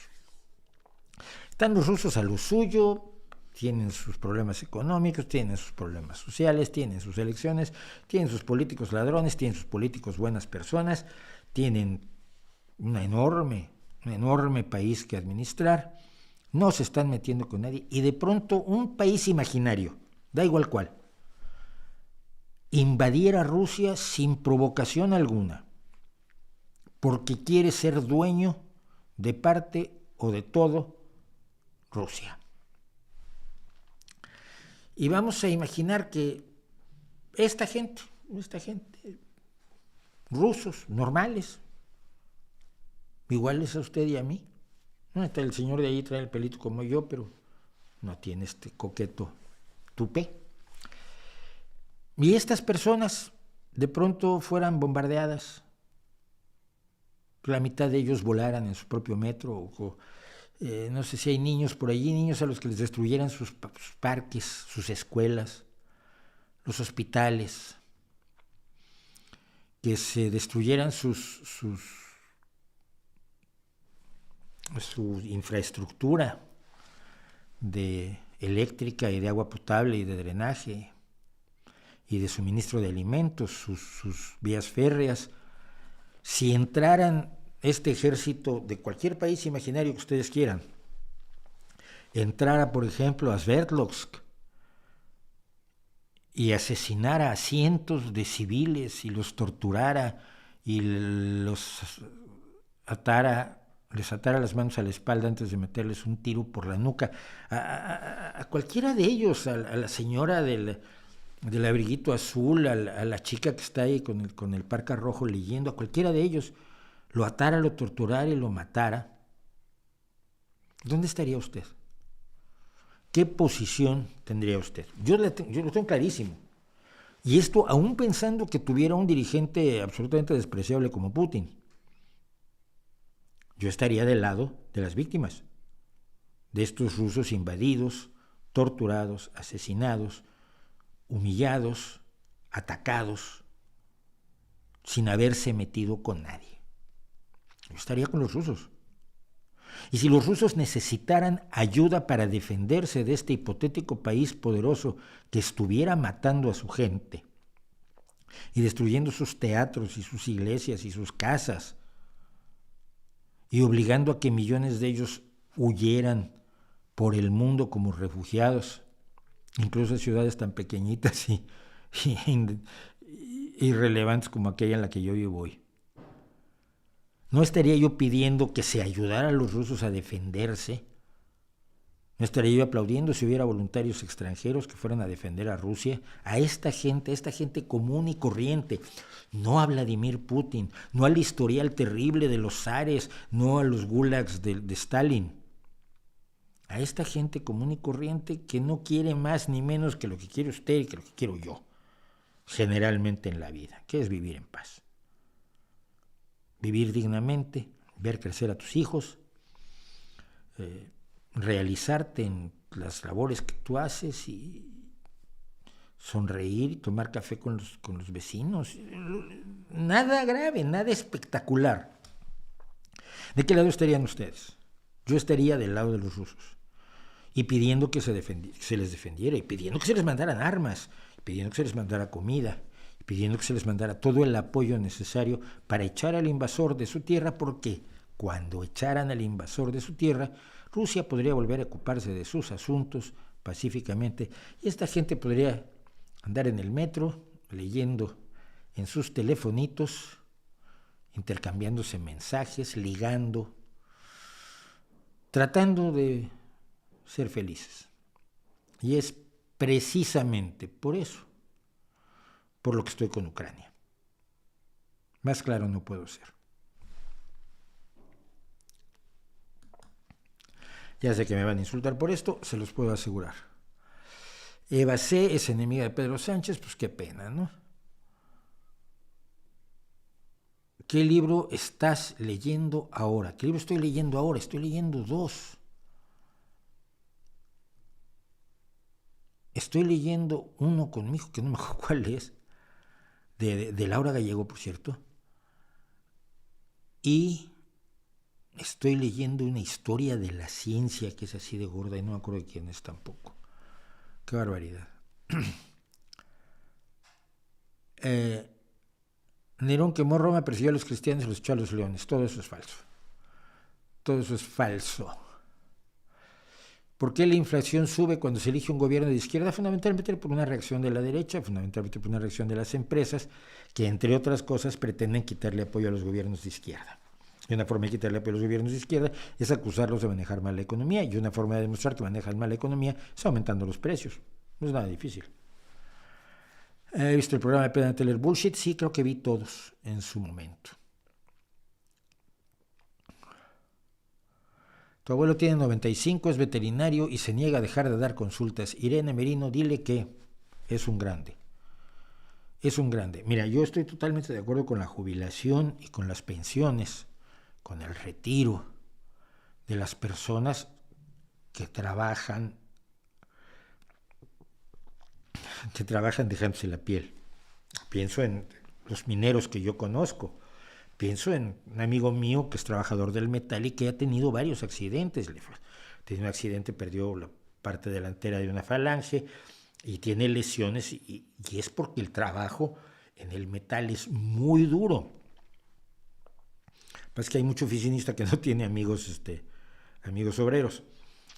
Entonces, yo estoy totalmente de acuerdo que en ese tipo de trabajos es necesaria la jubilación y la pensión. Pero cuando trabajas haciendo lo que te gusta, cuando tú eres en gran medida lo que haces, y eso no es tan malo, no es malo en todos los casos, no es malo para mí, yo soy lo que hago, pedirme que me pensione es pedirme que me muera, me marchito. Si ya de por sí lo tratan uno mal por tener el pelo blanco, ¿qué te cuento yo?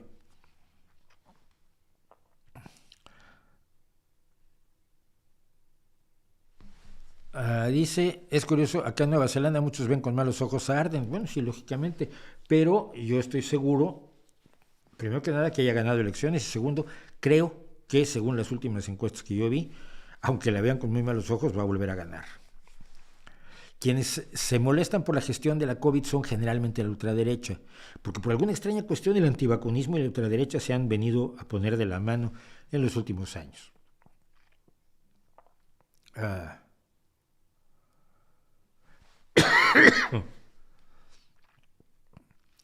No he escuchado al guitarrista Juan Laje. ¿Dónde puedo conseguir el relato en forma impreso en PDF, leyenda a las puertas de una sala del Museo de Arte Moderno? Y pues no sé. Porque es curioso, el día que hablé yo, conté lo de Guillermo el Toro, me fui a mi libro de Más allá no hay nada y no está allí. Igual tengo que hacer una colección de cuentos, pero ¿a qué hora? ¿A qué hora vuelvo a publicar los cuentos del primer libro? En mi primer libro tiene muchos cuentos malísimos, pero está La Pequeña Guerra, que ha sido sumamente reeditado hasta el cansancio, y del que dicen que se lo fusilaron para hacer los Juegos del Hambre. No es cierto. Le llenaron las puertas de una sala del Museo de Arte Moderno y 3 o 4 más.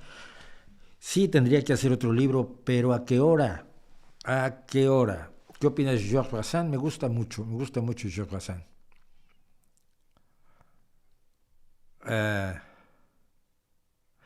Mauricio, ¿no cree que es una locura la ansia de rearme militar que está llevando Europa, incluida España? ¿No? Si es una amenaza. Tienes a alguien que tiene un ejército numerosísimo, un enorme poder personal y que ha dicho que quiere destruir a Europa. ¿Tu reacción es no rearmarte? Eres tonto. Tu reacción es decir, ay, no es cierto. Tú eres tonto. Europa no está actuando, España no está actuando, están reaccionando ante una agresión que ha cambiado de cara en los últimos tiempos, que ha cambiado de cara a lo largo de casi de todos los casi 11 meses que lleva, y que ha incluido constantemente la afirmación de que Occidente debe ser destruido, sometido, humillado, que todos deberemos rendirle pleitesía a la grandiosa Rusia. Lo han dicho una y otra vez los políticos, incluido Putin. Te invito a que leas el discurso del día que declaró la anexión de Donetsk, Lugansk, Zaporizhia y no me acuerdo qué es el otro. El discurso ese que dio frente a todas las jerarquías económicas, políticas y militares de Rusia, en un salón de estos todos zarista. Lee el discurso de Putin y luego dime si es lógico no rearmarse. No, si mi vecino me dice que me va a matar, ten por seguro que me voy a rearmar. Deseando no usar las armas, por supuesto, siempre. Pero no me voy a quedar de brazos cruzados. Sería idiota.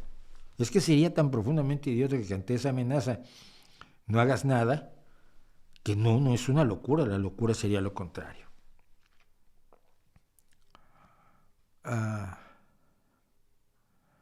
¿Va a sacar vídeos sobre el intento de golpe de Estado en Brasil? No, pero lo podemos comentar ahora, mira. Ataques ultra en Brasil, pero más que un intento de golpe de Estado. El intento de golpe de Estado en Brasil comienza cuando los adeptos a Jair Bolsonaro se apuestan enfrente de multitud de centros militares, de campos militares, a pedirle al ejército que actúe para impedir que Bolsonaro deje el gobierno por haber perdido las elecciones. Esto ocurrió inmediatamente después, ya no me acuerdo si ocurrió ya desde la primera vuelta, pero ciertamente en los primeros días después de la segunda vuelta, cuando fue claro que la gente había vuelto a elegir a Lula. Y hay muchos que todavía me buscan diciendo, ya, pero Lula estuvo en la cárcel. Sí, ya, pero lo exoneraron. Pues fue incorrecto que lo exoneraran. Pues será, pero lo exoneraron. Y la gente volvió a votar por él. Lo tuvieron de presidente 2 veces. De 2003 a 2011 son 8 añitos. Fue presidente 2 periodos de 4 años y quedaron contentísimos con él. Tanto que volvieron a votar por él. Bueno. Hacer la relación de lo que fue el intento yo creo que no tiene mucho sentido. El ejército no quiso ser parte de esto y ahí está la clave. Es muy raro que el ejército no quisiera ser parte de esto. Yo parto de la base de que Lula, en sus 8 años de presidencia originales y en los años posteriores, por supuesto, ha aprendido perfectamente cómo funcionan los resortes del poder brasileños, ha sabido manejarlos y seguramente tiene en su cajón secretos de varias personas del poder. Porque así funciona esto. Cuando tú tienes enemigos que directamente van a destruirte, no amables adversarios políticos como la democracia nos gustaría que fuera, sino enemigos empeñados en destruirte, es lógico que asumas la posición de protegerte. Entonces, creo que Lula tenía muy claro que el ejército no se iba a mover. Creo que los seguidores de Bolsonaro realmente creyeron que el ejército se iba a mover y ahí estuvo el primer error. Sin el ejército, un intento de golpe así no funciona, como se vio en Estados Unidos. Y Y lo que me pregunta, la pregunta es quién exactamente. Sabemos que el proyecto político es de Steve Bannon, y como dije, cuando se hizo el CEPAC en México, Steve Bannon puso las bases de cómo se iba a llevar a cabo la lucha para no reconocer las elecciones en Brasil. Y eso además después de decir que, bueno, Bolsonaro es gran persona, pero sobre todo el hijo de Bolsonaro, al que parece que le tiene un gran cariño, Steve Bannon. Vean ustedes el discurso que dio Steve Bannon por Zoom, porque no fue a México. Entonces, ¿qué es el tema? El tema es quién paga. Lo interesante aquí es quién paga. Ya sabemos que las ideas son de una derecha que está renunciando o ha renunciado del todo a la democracia y está poniendo en duda las elecciones como forma de transmitir el poder, como forma de expresión de la voluntad popular en todo el mundo. Donde hay una derecha bolsonarista o banoniana. No es el caso de México, por ejemplo, pero sí es el caso en Argentina, por ejemplo, donde Milei es uno de los tipos muy queridos por Bannon, o en España, donde no solo Vox, la ultraderecha nazi, sino el PP, que se está voxificando de una manera notable cada día, está diciendo ya que las elecciones de 2024 podrían estar amañadas. 2023, creo que tocan elecciones este año en España. Pero que las próximas elecciones en España van a estar amañadas. Que es la forma de empezar a poner las bases para el golpe de Estado.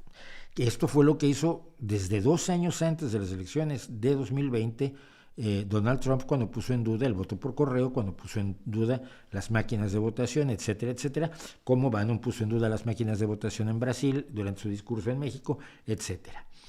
Y la derecha en España ya está diciendo, las elecciones no, el resultado de las elecciones no es fiable. Pese a que saben perfectamente cómo se llevan a cabo las elecciones y que es imposible alterar los resultados de las elecciones, alterar el recuento de votos que hacen los ciudadanos y los representantes de todos los partidos, y yo he estado allí en muchísimas ocasiones, pero es la forma de crear la narrativa que justifique el golpe. Así que, vuelvo, lo que me interesa es quién pagó. ¿Quién pagó las gorras y las camisetas? ¿Quién paga la comida de esta gente? ¿Quién paga los autobuses que los transportaron?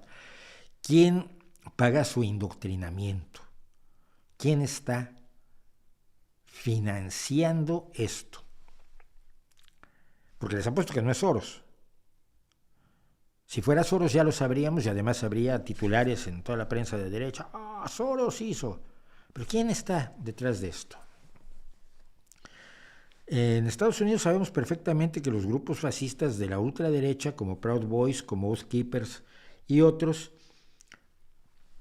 motivaron el que muchas personas fueran a la insurrección del 6 de enero.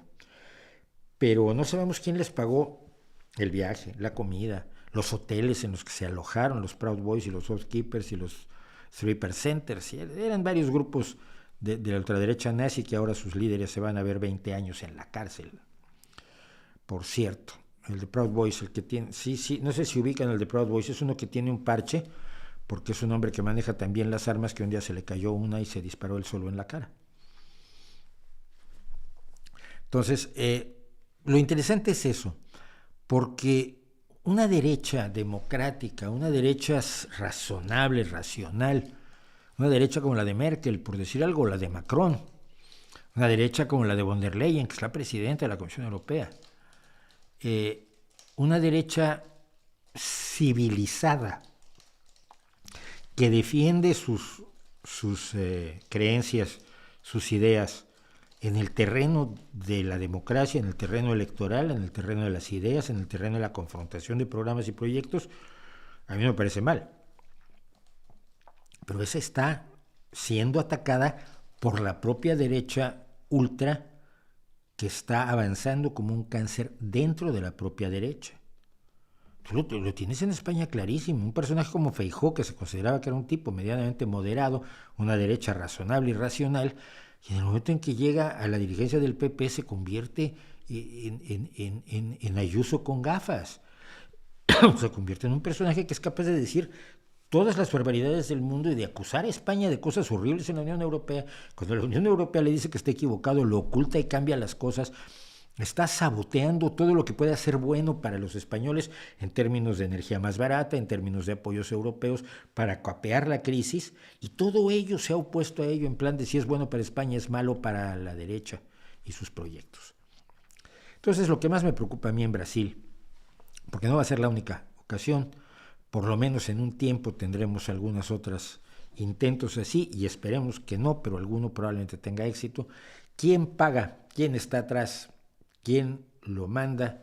¿Y quién vende sobre todo? Bueno, ya me perdí. Me dicen, ¿qué opina del grupo La Música de Inti Illimani? Me gustaba, era un grupo muy bien conjuntado, era un grupo bastante hábil musicalmente. Yo recuerdo que instrumental y vocalmente eran bastante buenos. ¿Consideras el rock como música clásica? Es decir, que se ha llegado al techo en lo que se refiere a la ejecución del ritmo. No, ni de lejos. Eso parece porque el rock ha salido, ya lo hemos comentado, de la parte del frente de la corriente principal, porque está siendo ocupada por otros géneros comerciales. Y el rock ha salido del espacio de lo comercial. Y los géneros comerciales son fundamentalmente el pop y la balada. Cuidado, cuando ustedes ven los discos más vendidos, en los últimos 20 años hay 2 de hip hop, todos los demás son de balada y pop, y Taylor Swift y Ed Sheeran y cosas con música. Pero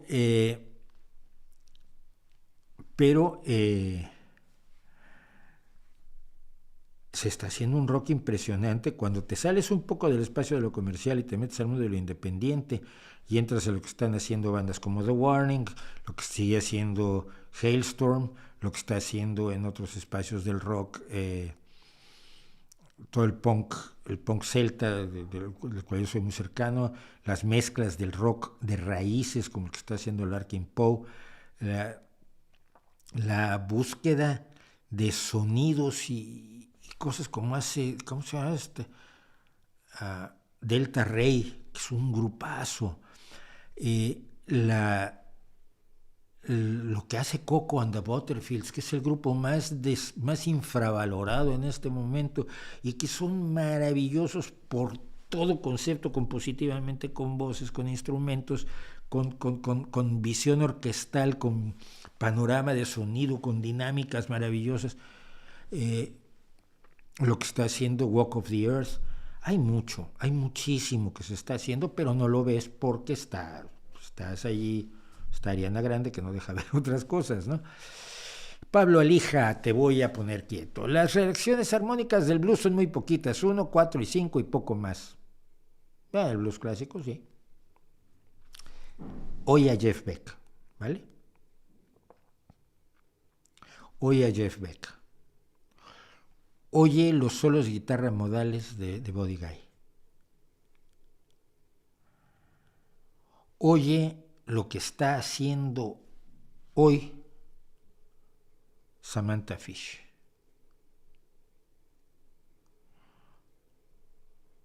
Oye lo que se está haciendo en blues progresivo. 1, 4 y 5 es la base del blues, como es la base del rock, porque el blues tuvo un hijito y le pusieron rock and roll, dijo, por cierto, el gran maestro, cuyo nombre estoy olvidando porque soy yo, porque Muddy Waters. Muddy Waters es el que dijo el blues tuvo un hijito y le llamaron rock and roll. Sí. Pero el rock nace con 1, 4, 5 y luego viene Revolver y Pet Sounds y Sgt. Pepper's Lonely Hearts Club Band y A Minstrel in the Gallery y todo esto. Y lo mismo pasa con el blues. El blues no está donde lo dejó Robert Johnson, afortunadamente. Salud. ¿Cuál es la diferencia entre el blues y el jazz? Yo qué sé. El blues me gusta y el jazz no. No, es muy fácil. El blues fundamentalmente tiene letra. En palabras de el jefe de jefes, Son House, el blues se trata de un hombre y una mujer. Y ya. Y todo lo que puede pasar. Y pasa entre un hombre y una mujer. El blues es narrativo. El jazz, al paso del tiempo, se volvió menos narrativo y más de experimentación musical. eh, pero en un principio estuvieron tan juntos que tú me podrías decir, quizás, si Bessie Smith era cantante de jazz o de blues, era más blues que jazz, o si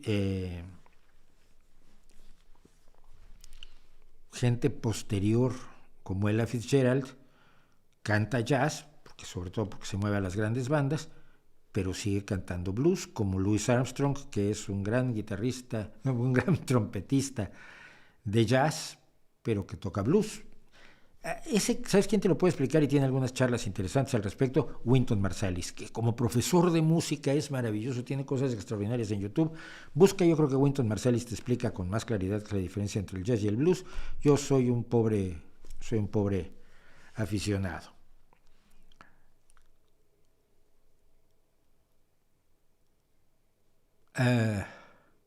Gracias por ser mis fans, pero ya les dije que no lo sean, que sean fans de ideas, de pensamientos, de acciones, de proyectos. Lorena Zavala, ¿conoces a Carlos Alarraqui? No lo sé. Yo estuve con unos Alarraqui en la primaria y la secundaria, pero no sé si tengan algo que ver con esto, con aquellos, con Carlos Alarraqui, pues. ¿Cree usted que es posible una experiencia parecida a la Unión Europea en las Américas? Yo creo que sí, y de hecho el mercado común, el Mercosur, el mercado común europeo, el mercado común de América del Sur es un primer paso en ese sentido y creo que deben darse mejores pasos, pero que no deba tratarlos de encabezar Hugo Chávez, que fue lo que trató de hacer, por cierto, con bastante mala ideas. ¿En qué orden pondrías a Morgan James, Katy Melua, Joss Stone y Hayley Reinhardt? Morgan James, Hayley Reinhardt, Katy Melua y Joss Stone. De nada. A ver, Morgan James para mí es la voz más absolutamente divina que hay en este mundo de mujer. ¿Cree que Bolsonaro es responsable de la insurrección del Congreso de Brasil? ¿Crees que los osos cagan en el bosque?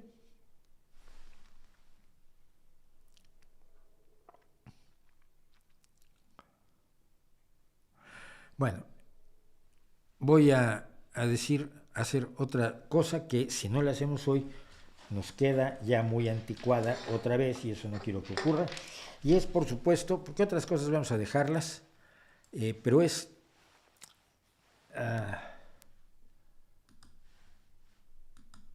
y es tu tele rusa de esta semana.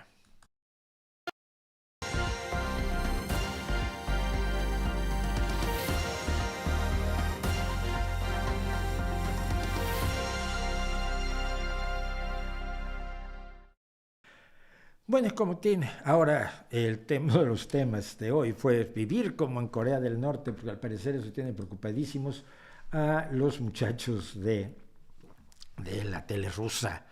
Pero, como siempre, les recuerdo que esto es material de la serie Russia Media Monitor de Julia Davis, reportera de The Daily Beast, que se dedica, como ella dice, ella ve la televisión rusa para que no lo tengas que hacer tú, y saca selecciones, y de las selecciones que hace Julia Davis, yo entre saco algunas cuestiones que me parecen a mí interesantes.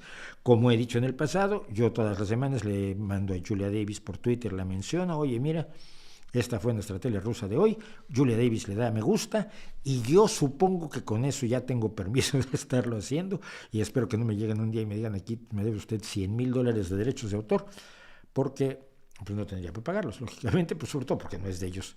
Pero bueno, lo primero que tenemos es dos cosas que todavía son de la celebración del año nuevo, del año nuevo ruso, del año nuevo en Rusia. Las quería señalar primero que nada por esto. Fíjense cómo somos, la visión ridícula del show existe en todo el mundo igual, es de una vulgaridad, de una pobreza, de una tristeza, desde los vestiditos, el rojo con la flor verde y el verde con la flor roja, hasta el no sé hacer fonomímica. Fonomímica es lip sync en español. O sea, no sé fingir que canto cuando no estoy cantando. Esto es de risa loca. Pero también, una cosa muy interesante, el pésimo humor de los conservadores, y en este caso en Rusia son conservadores, pues sobre todo una curiosísima confesión respecto de la guerra del Donbass que se les cuela aquí en sus celebraciones de Año Nuevo.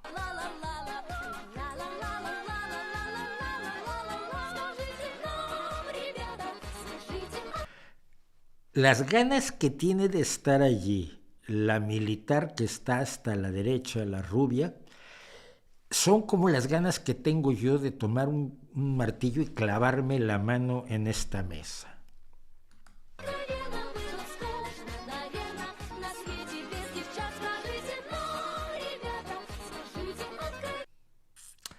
Es muy bonito. Ya, si fingir que cantas es problemático, ya lo del acordeón me derrota. Pero vamos a lo serio.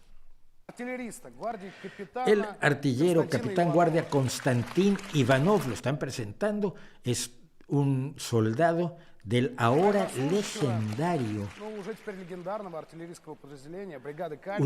la ahora legendaria unidad de artillería de la brigada Kalmius, que ha estado funcionando en el Donbass durante más de 8 años. No se supone que en el Donbass solo estaban los separatistas prorrusos peleándose contra el malvado gobierno ucraniano, allí sin que nadie los ayudara. Ahora tenemos todo una legendaria unidad de artillería de una brigada que lleva más de 8 años peleando en el Donbass. Para recordarles que la guerra de Rusia contra Ucrania empezó en 2014 y no el 24 de febrero de 2022. Confesiones.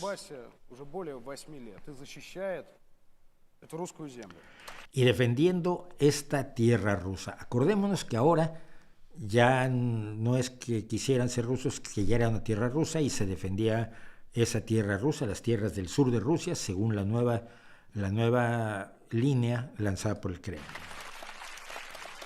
Pues qué bien con eso. Entonces, vamos a las risas, porque sin risas, y este señor que es un comediantazo, es un comediante magnífico. ¿Sabes con qué ingrediente no se puede hacer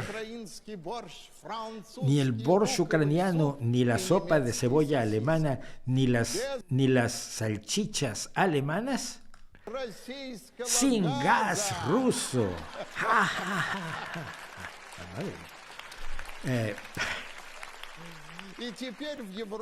Ahora en Europa están abriendo un museo del agua caliente y la calefacción. Es patético, en serio. No, o sea. No sé. Pero bueno, esto es lo que tienen. Diré una cosa acerca de Ucrania. Mientras el dulcero Poroshenko tenía el poder, la vida en Ucrania no era dulce. Ahora que el comediante Zelensky está en el poder, no es divertida. Sí. Pero no es divertida no porque el comediante Zelensky está en el poder, sino porque los tuyos lo han invadido. Pero bueno, detalles. De manera sencilla, si has comido y te has dado un baño y hace calorcito en tu casa, naciste ruso.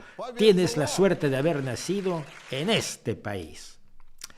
Y esto me permite a mí descubrir que como me bañé y comí calentito, nací en Rusia. Cosa que le va a parecer muy raro a todos los que me vieron nacer en México, pero bueno. Esto no sé cómo calificarlo, lo he estado pensando. Esta señora que es Yulia Chicherina y que se presenta como cantante y propagandista, me parece de lo más aterrador que hemos recorrido, y vamos a ver si ustedes están de acuerdo conmigo o no. La traduzco sin más. Décadas de consumismo nos han convertido en una biomasa amorfa. Lo hemos soportado durante mucho tiempo y ahora es hora de cobrárnosla.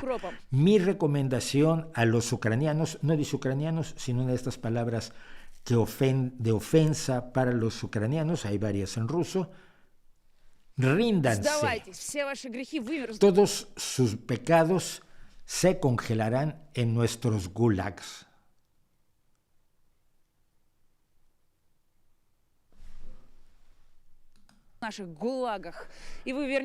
Limpios volverán ustedes a nuestro mundo ruso que derretirá todo. Y a todos los que tienen fe les digo, ahora es el momento de la verdadera libertad que todos hemos soñado.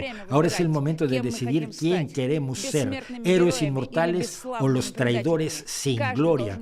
Todos deben tomar su posición en el frente, en defensa de nuestra patria. Felicito a todos nuestros hermanos en armas con el nuevo año 2023. ¡Hurra! ¡Hurra! Me resulta a mí, pero especialmente aterradora por la actitud. La actitud es de un odio. Yo no creo que sea fácil odiar al enemigo en combate. Si tienes un poco de mentalidad, sabes lo que estás haciendo y puedes odiar a quien lo mandó a pelear contigo, pero salvo que cometa atrocidades en el campo de batalla, no sé, ese odio tan terrible desde tu casita, no sé. Rusia, esto tiene un prólogo, Este caballero que es Sergei Mardan, hace un prólogo explicando cómo Rusia tiene un problema demográfico que compartimos en Europa. No hay suficientes niños, no nacen suficientes niños, la población envejece, usted perdone, pero los años pasan por todos, y sin embargo ha ocurrido esto. Rusia no solo ganó una gran cantidad de tierra, la que está robándole a Ucrania, tendrá que derramarse sangre por esta tierra. Así es como siempre ha ocurrido durante miles de años. Durante miles de años hubo que derramarse sangre para obtener tierras, a fin de hacer esta tierra tuya. Muchos millones de rusos finalmente recibieron un documento oficial que dice que están relacionados con Rusia. Han esperado esto 8 años. Ahora finalmente tienen un documento. Rusia es ahora su madre. La madre los sacó del orfanato ucraniano y los trajo a su familia. Miren cuánto está gastando la madre patria para resolver el problema demográfico. Considérese el costo de incrementar la población en 1,000 personas. O sea, ¿cuánto le cuesta a un país tener, alimentar, educar y hacer ciudadanos a 1,000 personas? Es un cálculo meramente matemático, bastante aterrador por lo que sigue.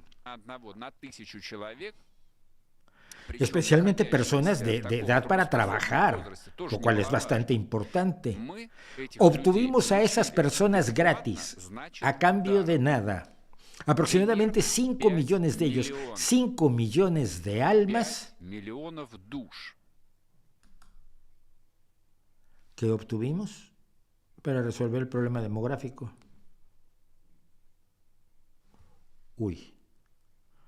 La implicación es verdaderamente aterradora, ¿no? Porque no estás hablando de una tierra que perteneciera a Rusia.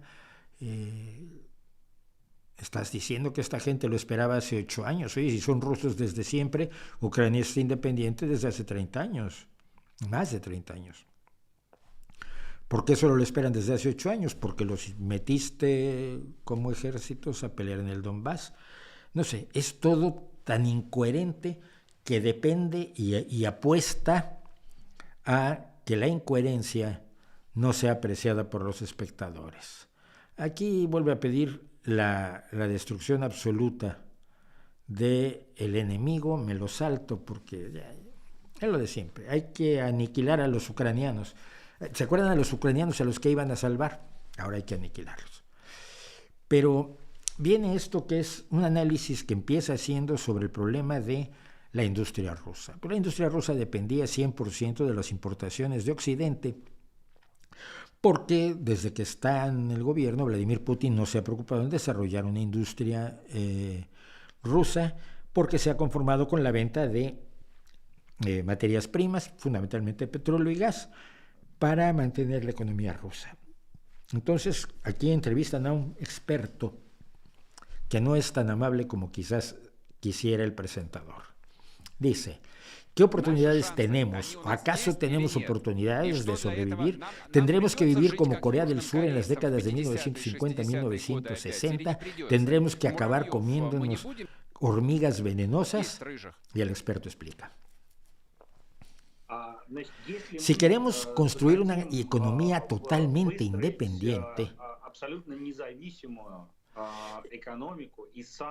y desarrollar nuestra propia industria pesada, producir nuestro propio equipo que hace otro equipo, lo que se llama la maquinaria de capital, quizás no tengamos que comer hormigas, pero la vida será muy dura. Si decidimos construir de la nada nuestra industria metalúrgica, por ejemplo,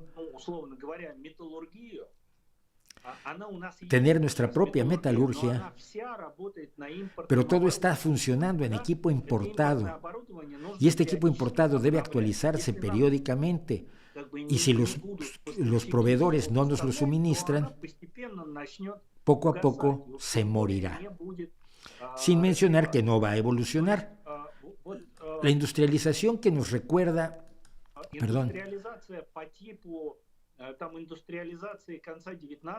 la que se hizo en el siglo XIX o en la década de 1920-1930 con Stalin, es prácticamente imposible actualmente. En tal caso, tendríamos que vivir no como los coreanos del sur, sino como los coreanos del norte. Debo aclarar, aquí el compañero presentador no es eso lo que quería escuchar, así que trata de salir de la siguiente manera.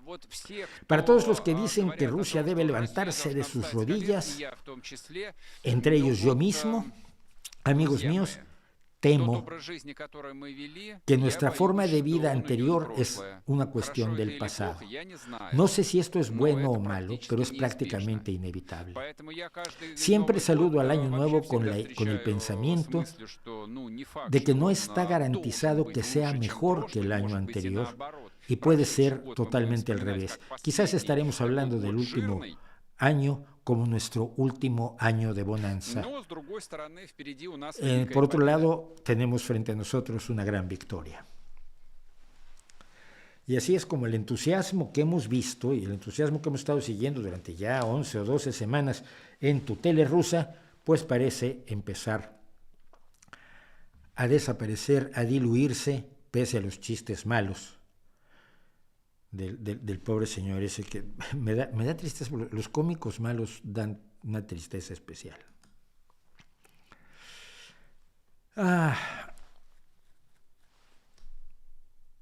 ¿Qué opinión le merecen los concursos literarios en general y el premio Planeta o Nadal en particular?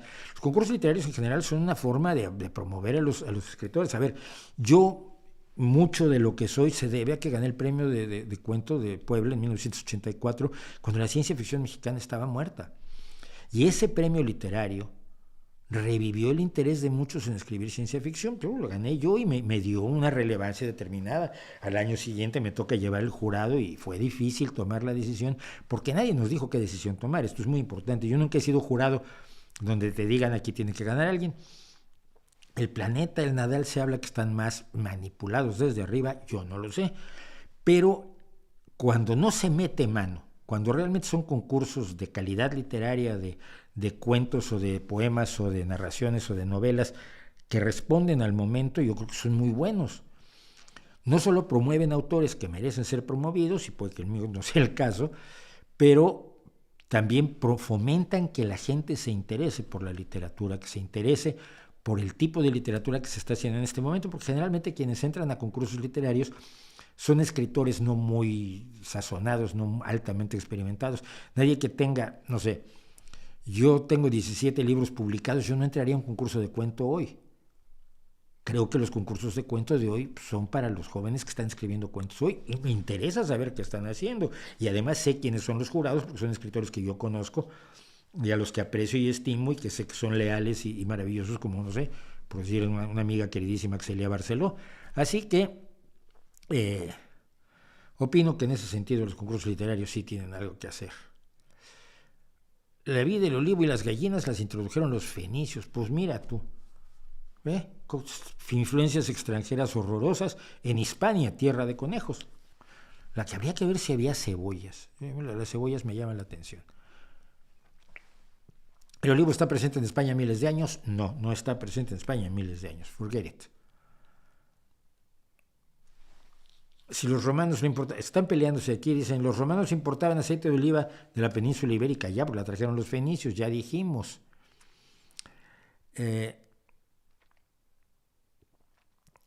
Bueno, y están peleando sobre los asentamientos fenicios en Cádiz.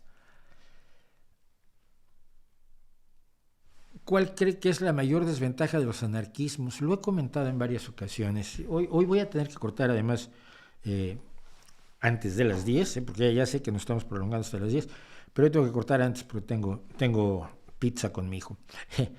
Y tiene que dormirse temprano porque mañana hay clases. Pero esto de la desventaja de los anarquismos, mira, la anarquía es una de esas ideas buenísimas que no funciona.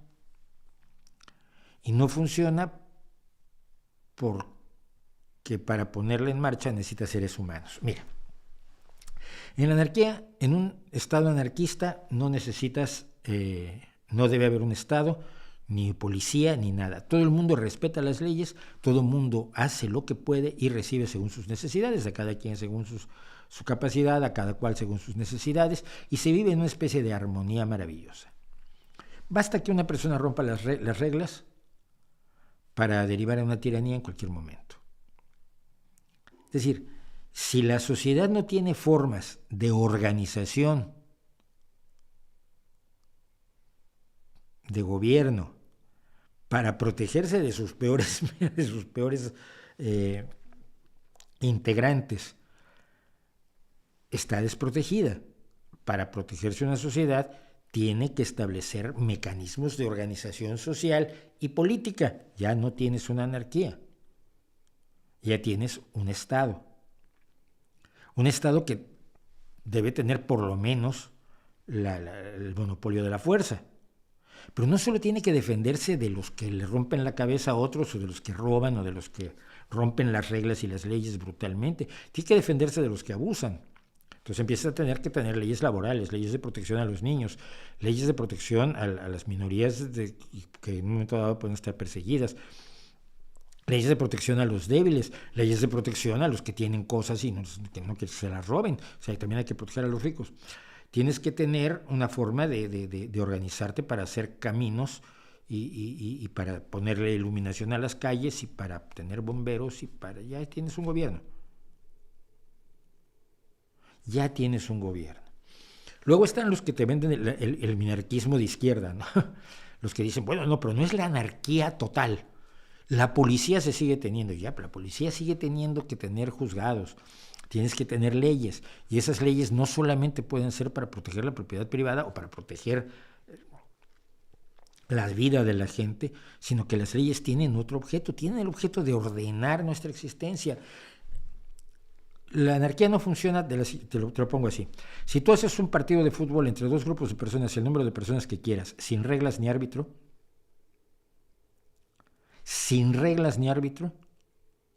va a ganar el más violento. Punto. Puedes poner 15 o 20 jugadores, da igual. Y pueden hacer lo que quieran, hasta tocar el balón con las manos, no hay reglas. Bueno, no, vamos a ver, que se tenga que tocar el balón solo con los pies. Bueno, ya necesitas un árbitro que determine cuándo se tocó con la mano o no. Pero si dejas 0 reglas, los que van a ganar el partido de fútbol no son los mejores. Así tengas a Cruyff, a Pelé, a Lev Yashin en la portería. Vas a tener a los mejores jugadores de toda la historia del fútbol en un partido, en un equipo, y en el otro tienes a los tipos que pegan más duro, a los que meten leña. partido lo van a ganar ellos. El Estado, un Estado moderno, no lo confundas con las monarquías, no lo confundas con los estados tiránicos. Un Estado moderno, entre otras cosas, tiene el objetivo de hacer que el terreno de juego sea más plano. Idealmente sería totalmente plano, pero antes de lo ideal tenemos que tender a ello. Un Estado moderno tiene que proteger a los más desprotegidos. Un Estado moderno tiene que velar por la justicia y la convivencia adecuada de todos. Que no es perfecto, no, pero ya es mejor que las opciones, ¿eh? Es mejor que las monarquías, es mejor que las tiranías y ciertamente es mejor que la anarquía. Los creadores del ateísmo han sido filósofos, me grita alguien. Uy, uy, uy. O sea, ¿de qué facultad de filosofía salieron los filósofos? Tú llamas filósofos, ¿no? ¿De qué facultad de filosofía salieron los filósofos ateos? Voltaire, por ejemplo, ¿dónde estudió la carrera de filosofía? Bueno, pero Nietzsche sí estudió la carrera de filosofía, tampoco. ¿De qué facultad, de qué escuela de filosofía salieron esos que tú llamas filósofos? De ninguna. ¿Te gusta llamarlos filósofos? Me parece muy bien, pero entonces no llames filósofos a los que reciben una cartulina que dice licenciado en filosofía. Pues no lo son. Si la filosofía es pensar, todos somos filósofos y entonces no es necesaria la carrera. Si la filosofía es algo privilegiado para los que tienen la carrera, todos los que tú llamas filósofos no lo son. Son pensadores, son fabuladores, pero no son filósofos porque no tienen la carrera de filosofía, no estuvieron en la facultad. Ese tipo de comentarios que me hacen constantemente revelan que no tienen idea de cuál es mi posición respecto de la filosofía como profesión, de la filosofía académica, de los filósofos con licenciatura. No tienen idea de cuál es mi posición ante la idea de pensar, de especular, de reflexionar al respecto de nuestro mundo. Y entonces pues dicen la primera tontería que se les ocurre porque piensan que soy tan tonto como ustedes. Pues no soy. Gracias a Crack Channel por el superchat. ¿Cuál es su opinión de mi gala? No sé qué sea mi gala. Den like, no cuesta dinero, dice Alex Ramírez. No cuesta, la verdad es que no. ¿Ve posible que echen a Putin y pongan otro peor? Sí, pero ¿peor en qué sentido? ¿Peor en qué sentido? ¿Por qué Rusia ataca a Ucrania? ¿Por qué Rusia ataca a Ucrania? Porque si puedes leer el artículo que publicó, está publicado en el sitio web del Kremlin de junio del 2021 sobre cómo Ucrania es parte de Rusia, escrito por un señor que se llama Vladimir Vladimirovich Putin, ahí te lo explica. La ataca porque quiere anexionársela, punto. El tema del invierno europeo y el gas ruso. Berlín no se congeló como pronosticaban los fans de Putin. No, mira, yo estoy pasando frío porque enciendo menos la calefacción, pero simplemente por ahorrar gas, no porque no haya. Europa no está pasando frío porque actuó correctamente, porque reunió reservas de gas, porque le compró a otros, porque hizo el llamamiento a ahorrar y resulta que no tenemos escasez de gas. Acabo de comprar un tanque de gas, una bombona que llamamos allí en España, de butano en este caso. Y oh sorpresa, fue más barata que la anterior. Un par de euros. Uy. No que el gas iba a subir hasta que nos iba a resultar, como tenías que poner 2 hijas doncellas y 1 kilo de oro para comprarte una bombona de gas. Pues no, está bajando el precio. El precio de la electricidad también está controlado.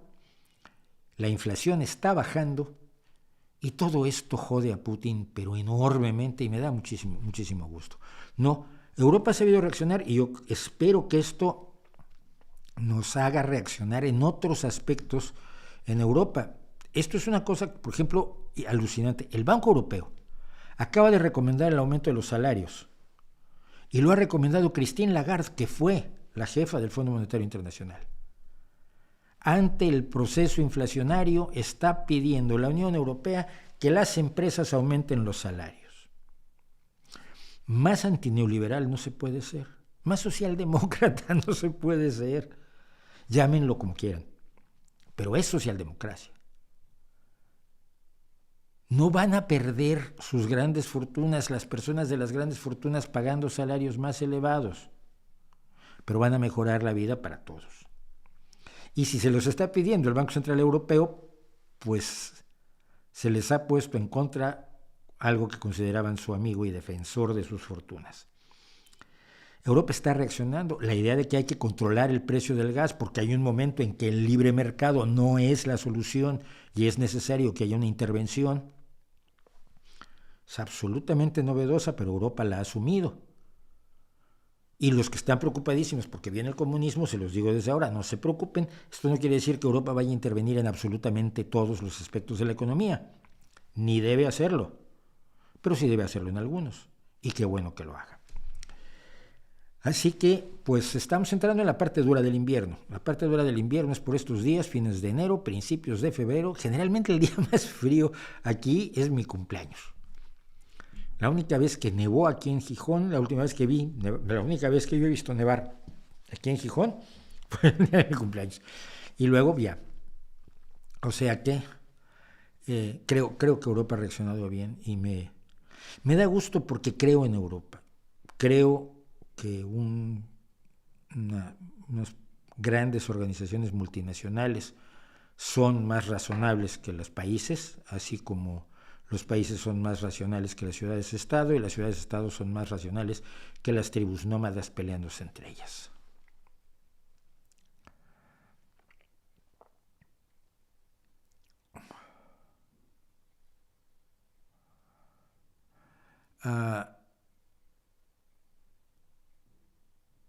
Bueno, voy a retirarme y antes de retirarme voy a dejarles más que otra cosa una pregunta. Hoy está de aniversario el primer disco de Led Zeppelin. ¿Le gusta este disco? Todo Led Zeppelin me gusta. Led Zeppelin son los herederos legítimos de los Beatles. Surgen cuando los Beatles desaparecen y dominan el panorama como lo dominaron los Beatles, aunque la gente no lo recuerda, pero durante 5 o 6 años Led Zeppelin era la vanguardia de la música y lo que hicieron musicalmente es absolutamente impresionante por 3 caminos. Por las maravillas de Jimmy Page en la guitarra, que tiene una capacidad musical extraordinaria, que había explorado muy ampliamente antes de formar Led Zeppelin, por la batería de John Bonham, por la voz de Robert Plant y por la presencia de base indispensable de John Paul Jones, que convierte en 4 cosas las que dije que eran 3.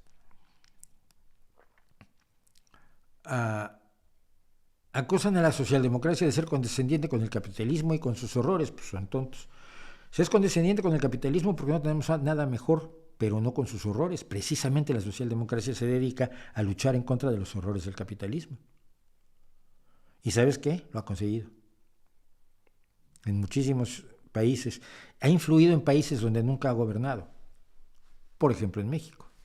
Por ejemplo, en todos los países donde hay una idea de sanidad pública, pensiones y jornada de 8 horas.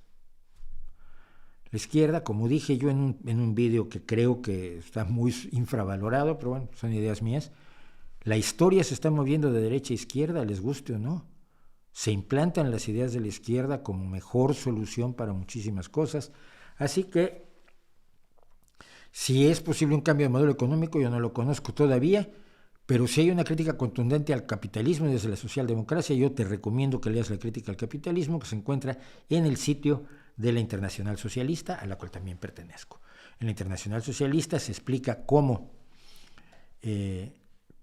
convivir con el capitalismo tratando de domarlo no es lo mismo que ser condescendiente con él. Para eso ya tienes a los neoliberales. Pero es que estás hablando entre 2 extremos, los que dicen que el Estado es todo y los que dicen que el mercado es todo. Y muy por ahí en medio estamos los que decimos lo importante es la gente. Y usaremos las mejores herramientas del Estado para mejorar la situación de la mayoría de la gente, y usaremos las mejores herramientas del mercado para mejorar la situación de la gente e impedir que abusen de ellas el mercado y el Estado. También por eso somos demócratas.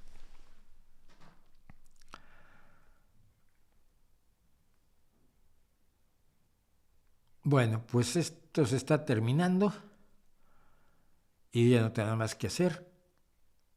¿Cómo los rusos pueden ver y creerse esa televisión? Porque no hay otra. Todas las televisiones independientes ya fueron cerradas por Putin.